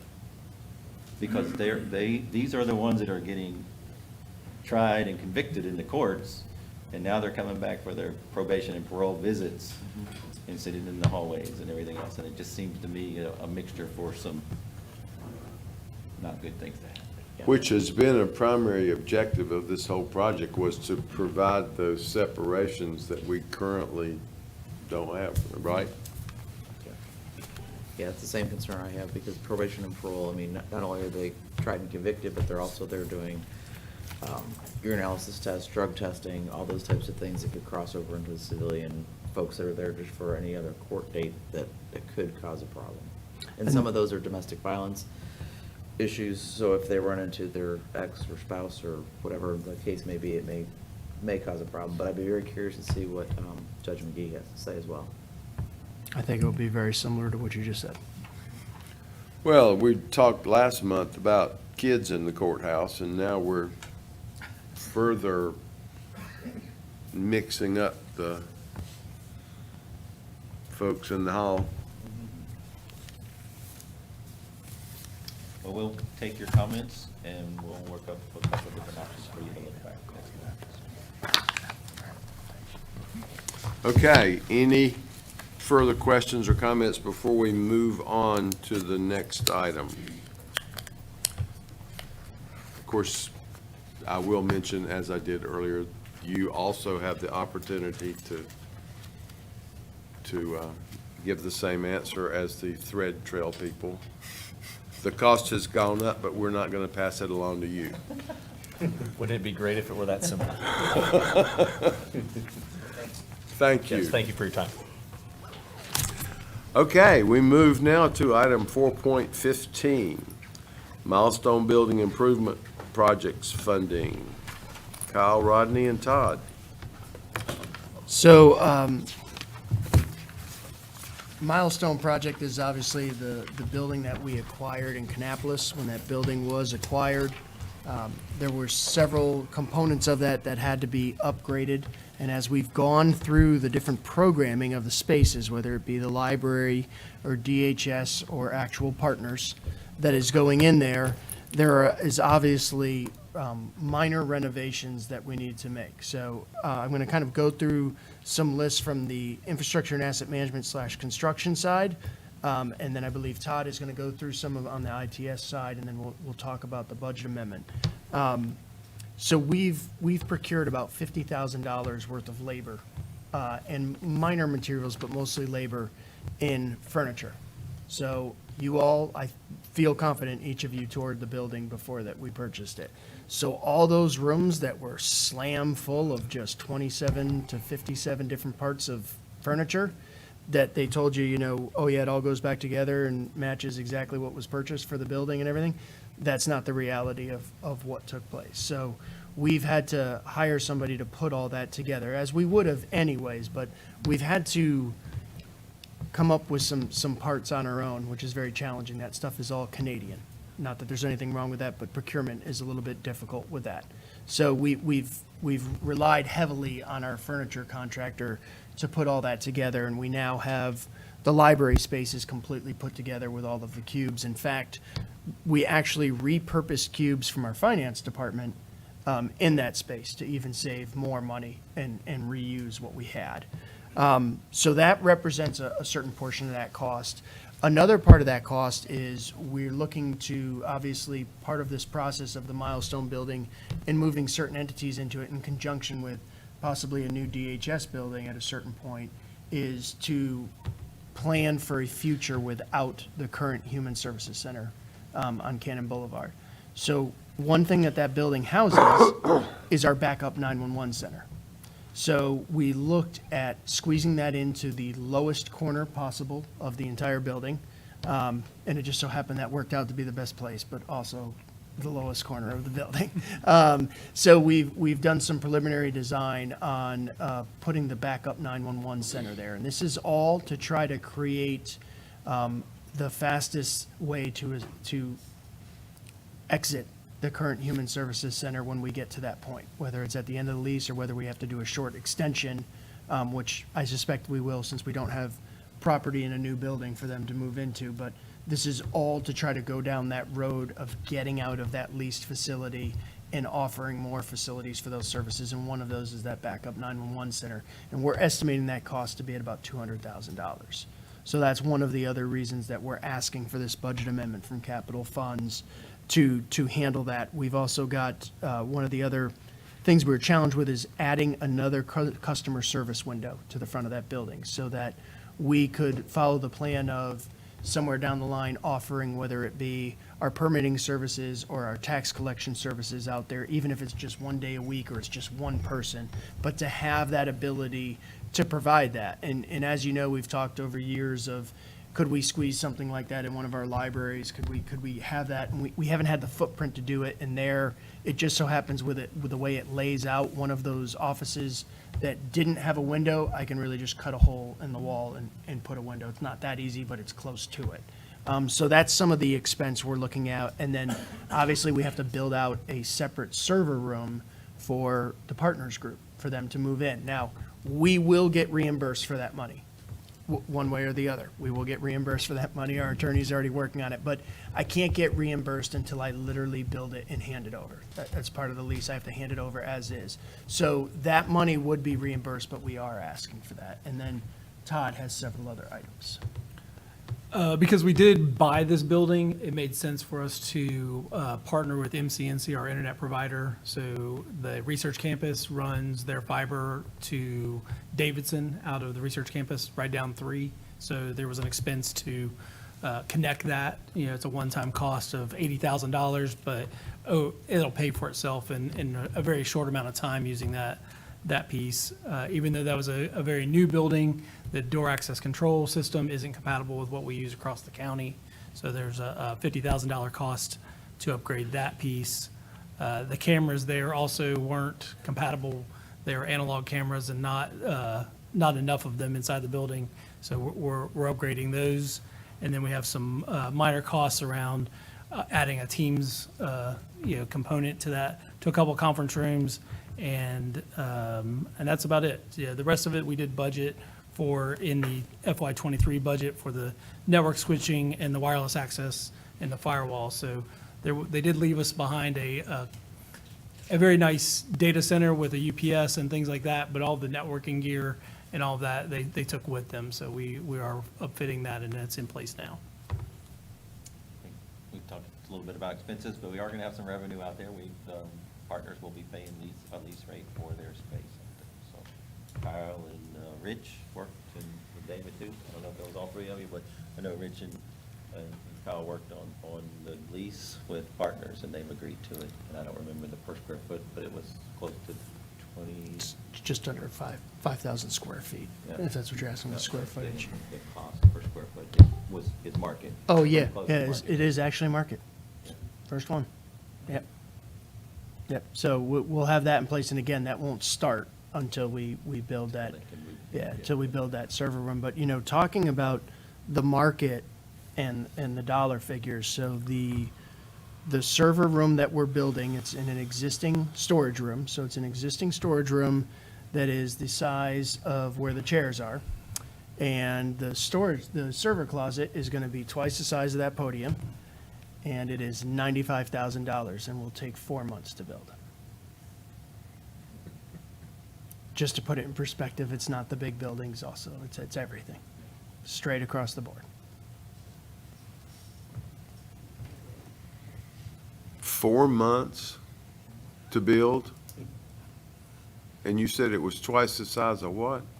The podium. It's a wall, AC. No, he said the podium. Yeah, it's twice the size of the podium. Yeah, well, there's a lot of conduit running over it. Okay, you tell yourself whatever you want. It's a valuable conduit. Yes. All right, questions, comments? Thank you. Thank you. Okay, 4.16, NCDOT acquisition of right-of-way and request for easements at St. Stephen's Church Road. Michael Miller.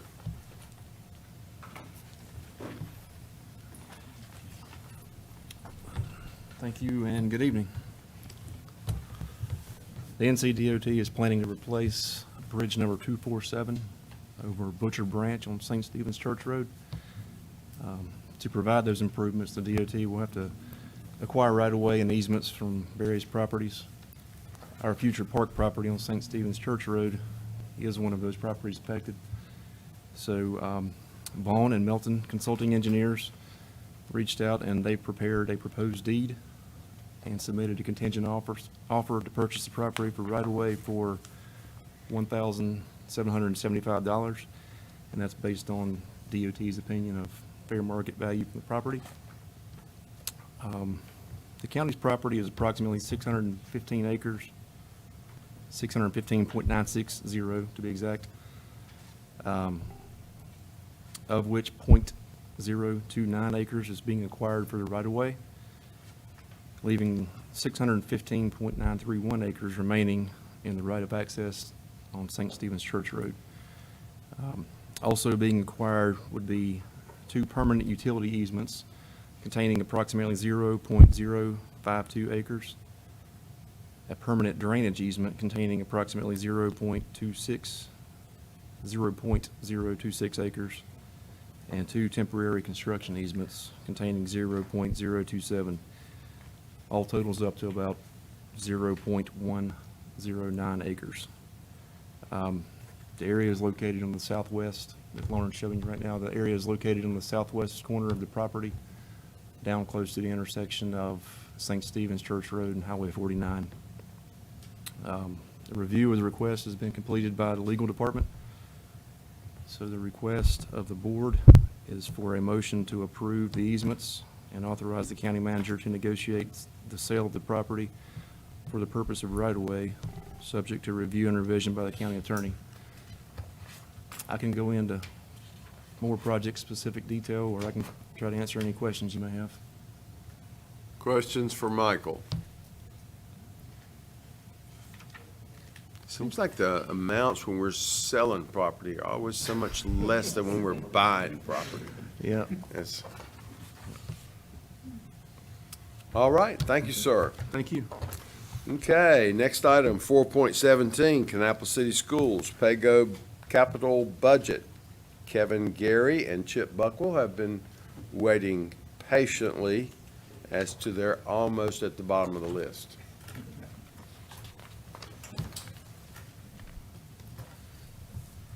Good evening. Welcome.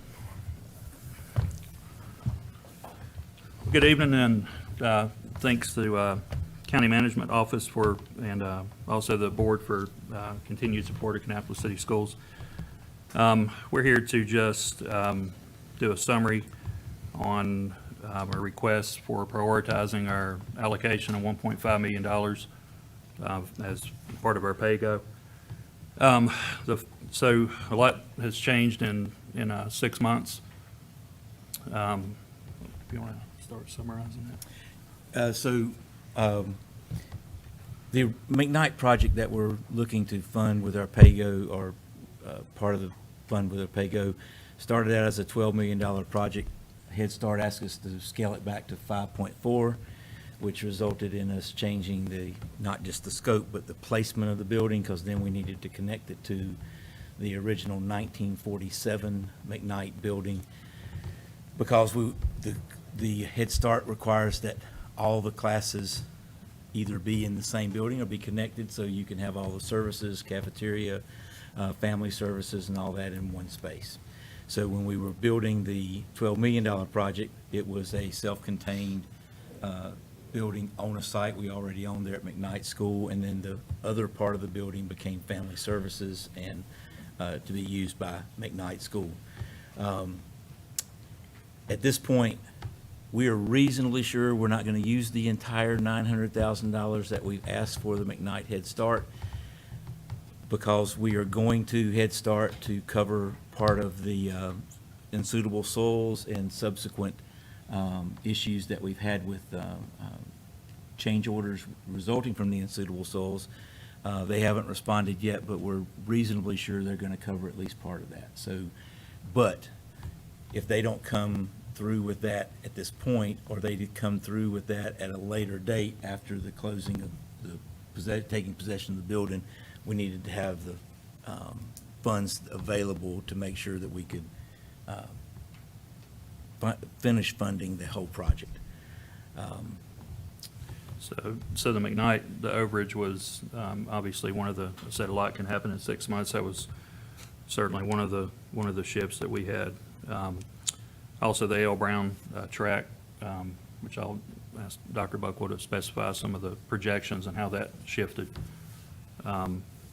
Safety and security reviews is more initiatives internally that, while the other two were more external in terms of cost escalations, et cetera, the safety and security reviews were more just, late spring through the summer, and to start the school year, us reprioritizing some of the door security, metal detectors most recently, and Dr. Buck will probably comment on some of those as well. And then another piece of the changes over 6 months, when we submitted our original request, were just personnel. As you know, we replaced a long-standing finance officer and director of operations. So I think just reshuffling the deck and in our reviews and how we wanted to go into fiscal year 23. So and a couple of the priorities in here obviously were in our request for fiscal year 23 back in the spring. Activity buses is one of those.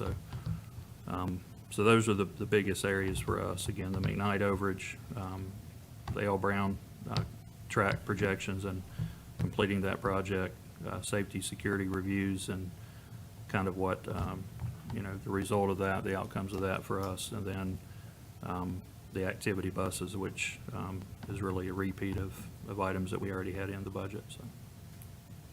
So just real quickly, we were allotted $1.5 million in the budget that you all passed for capital projects besides the McKnight project. We were asking for $400,000 to be allotted for life safety. That included door security, building security, camera systems, and also the, you just mentioned, my brain just went. Metal detector. Yeah, exactly.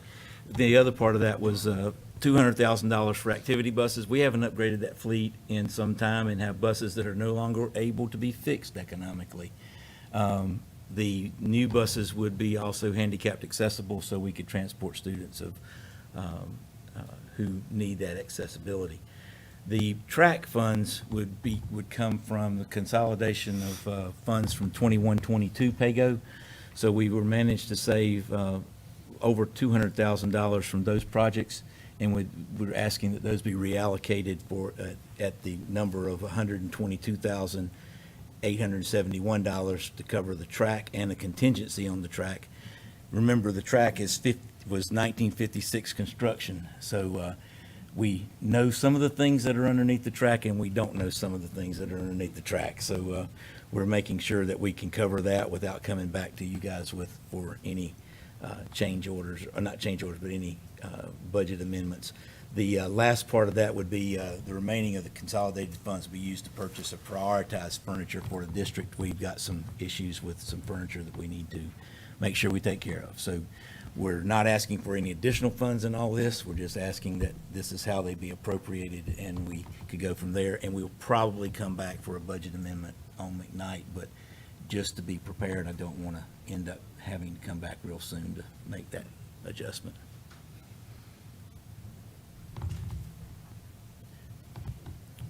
One thing I will add, we did get a North Carolina Department of Public Instruction grant for $100,000 on the track renovation.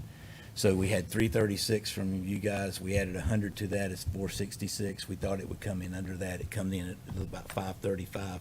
So that's why we're adding the additional funds to that. But we did have a $100,000 grant, so it's a little cheaper on the local folks than it would have been otherwise. So that has not happened yet? No, sir. We are, close. Our board approved the bid at their last meeting in September, and that's when I reached out to Rodney and Mike about how we would need to cover the additional cost of that. And so it should be starting as soon as we get it under contract, which will be really soon. But that's coming up hopefully at the Monday board meeting on October 10th. And part of that was primarily necessitated by the artificial turf. So when we replaced the turf, we knew we needed to replace the track. There Yeah. wasn't enough money in either of the projects to do both of them. And we found out that when we replaced the turf, that the track was really unlevel. It looked very level when we had a grass, natural turf field. Right. But when we leveled everything out and everything was, perfectly set in there, there were some real problems with the track. And we haven't been able to have a track meet on there somewhat because of COVID, but otherwise because does not meet any of the specifications for the National Federation of High School Tracks. And it will meet every one of them upon this renovation. So it gives Parks and Rec, Kannapolis Parks and Rec, Cabarrus County Parks and Rec, and other places, one more place to hold events if they so choose and share that space for them. Questions, commissioners? All right, thank you very much. Thank you, guys. Thank you, appreciate it. Okay, item 4.18, from Planning and Development, proposed realignment for Planning and Zoning Commission areas, and we're happy to have Susie Morris to talk about that item.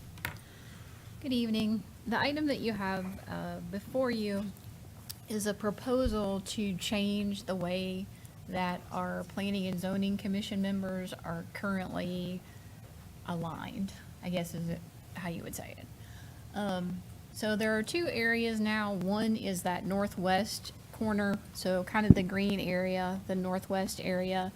And then in the blue area with Concord, I don't know if, yeah, since they don't really work. So with the blue area towards the yellow area, which is the Concord area, the county has a small area plan that is within that area. So what we are proposing is that the northwest area would be absorbed by Kannapolis, and then the central area would be absorbed by that Concord area. So what that does is it is a more accurate representation of the area plans that are currently being used throughout the county, and then also of the annexation and service areas that are defined in the county. So for example, Concord has an agreement with Harrisburg, so those are the lines that you see reflected. And then Concord has an agreement with Midland, so those are the lines that you see reflected. In the end, we would have the areas that are shown on this map, and each one of those would have a member that represents that specific area. So we have that now, but in this change, we would now have a member for the Mount Pleasant land use plan area because they've adopted a plan. The eastern area, so we would have still the 6 members that have an area assigned to them, and then we would have 3 members now that would be at-large members. Hopefully, this will help. We have had those of you that sit on boards, you know, it is extremely difficult to find volunteers, especially when they're night meetings. So the hope is that by broadening these areas and then changing one from the central area that would be absorbed into Concord, that would become an at-large, so that hopefully maybe we will have more opportunities to find members for the board. So in total, we would be keeping 12, which is what we have now. There would be nine members still on the board, and then the 3 alternates, and those alternates are at-large positions. And then out of the 9 that sit at any given meeting, 6 would represent these areas, and then 3 would be at-large. So the only change would be changes to the positions being represented by our current membership. We wouldn't change terms or anything like that. So, for example, Mr. Dagenhart, who currently is an at-large, would move to the Mount Pleasant area. And then Mr. Corley, who represents the central area, would actually move to an at-large. So really, those are the only 2 changes. The board, we went over this at the last meeting. Everybody was fine with it. They understand the challenges to finding members. You know, up in that northwest area, Kannapolis has annexed so much property up there that we hardly had any unincorporated properties left in that corner. So again, the whole point of this is to try to open those areas up, make them larger, more accurately represent the planning areas, and then also allow that additional flexibility with those at-large members. And I'd be happy to answer any questions that you may have. Questions for Susie? All righty. Okay. Thank you Thank very you very much. Okay, item 4.19 from the Sheriff's Office, acceptance of Direct Justice Assistant Grant. Welcome, Chief Bailey. Thank you very much, Board. I'm here to get some money tonight from the government. We actually have a grant. The City of Concord is the fiscal agency, but part of the interlocal agreement allows us to receive part of that funding. And in this, the funding is $4,685.35. And part of the process is earmarking that money for a particular purpose. So the DOLA Consulting Group has a course for body-worn camera, civilian recordings, and social media, and just teaching the officers how to basically handle those who are quote-unquote auditors, free speech auditors, what can and cannot be released through the body cam program. So that's part of the training that we have earmarked for the funding, but we just want to get the board's approval to receive those funding. There is no county match, so this is just direct funding from the JAG grant. Questions for Chief Bailey? I don't know, sounds kind of suspicious to me. Well, I know. Compared Anytime- to all the other discussions we've had tonight. I waited patiently because I knew you would want some money given back to the county here at the end We of the day. So, appreciate yeah, that. you absolutely. Thank you. Icing on the cake. Thank you, sir. Okay, we move to item 4.20. And David Thrift and David Goldberg will talk to us about rim foreclosure and the collection of delinquent property. In-rim foreclosure, yes. And this is another thing where we might bring a little more money into the county. A project that David and I have been working on for the last few months is opening up what we call in-rim foreclosure. Traditionally, when someone doesn't pay their taxes and they go delinquent for a significant amount of time, and other collection doesn't work as intended, it'll move towards what we call as mortgage-style foreclosure. And this is a very attorney-led judicial process. We outsource this to a firm. They're experts at what they do. They're the best at it. They know they do it for many counties, and they just get it through. It is a heavily court supervised process, and it gives a chance for everyone to be heard and make sure everything's being handled appropriately, ultimately culminating in a courthouse auction. The way that's paid for, the outside firm is paid for, is they're able to put their attorney's fees into that judgment, and it comes out of the value of the property. The thing, that makes sense for most of our properties. There are certain low-value properties, or also properties with very, where we have a lot of collection expenses that are going to be necessary to try to figure out, a lot of air properties where they're unlikely to get that money out of that property. So there's a list of just properties just going to sit out there. And that's what the in rem foreclosure process that statute allows us to do. It's a much more abbreviated, simpler kind of summary process. It's not intended for any kind of contested or anything that someone really cares about. You're talking about more abandoned properties, small parcels that are just kind of hanging out there. Maybe, and it gets more complicated because not only are they small, they've been hanging out there for a long time, but they've just passed down from generation to generation to generation. So where a mortgage style foreclosure is very expensive, is you've got to track down those generation.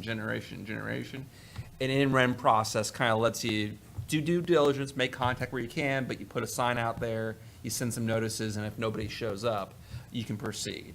The downside to it is that you're not able to collect attorney's fees through that process. So our outside firm that we use, it doesn't make sense for them to do it. We'd like, since we've never done it before, it's out of abundance of caution. There's a resolution here to authorize the tax collector's office and David Thrift's office to use this process, and I'll be working with them to assist that. And hopefully we'll bring in a little bit of revenue by authorizing this process. I think the real benefit will be returning properties to effective use. Is properties have been abandoned, we can now foreclose on them. If maybe we get money to kind of recoup the time that goes into it, but then hopefully it becomes a taxpayer again and gets put to better use other than just sitting there vacant and dilapidated. But that's all the resolution authorizes us to use that NREM foreclosure process. Very good. Questions, commissioners? All right. Thank you. Thank you. All right, that completes our items. Next up is the approval of the regular meeting agenda, and you all have a copy of that in front of you.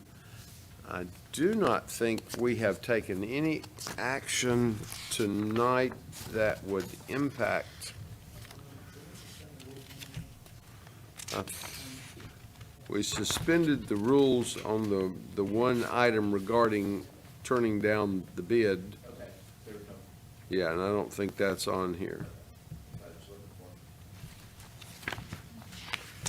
So, unless someone sees changes that are needed, I would entertain a motion to approve the regular meeting agenda as presented. Okay, we have a motion and a second. Any discussion? All in favor, please say aye. All opposed, no. That motion passes. We are not in need of a closed session tonight, so at this time, I would entertain a motion to adjourn. Okay, we have a motion and a second. All in favor, please say aye. All opposed, no. We stand adjourned. Thank you all that are watching on television or online for joining us. We will see you in 2 weeks.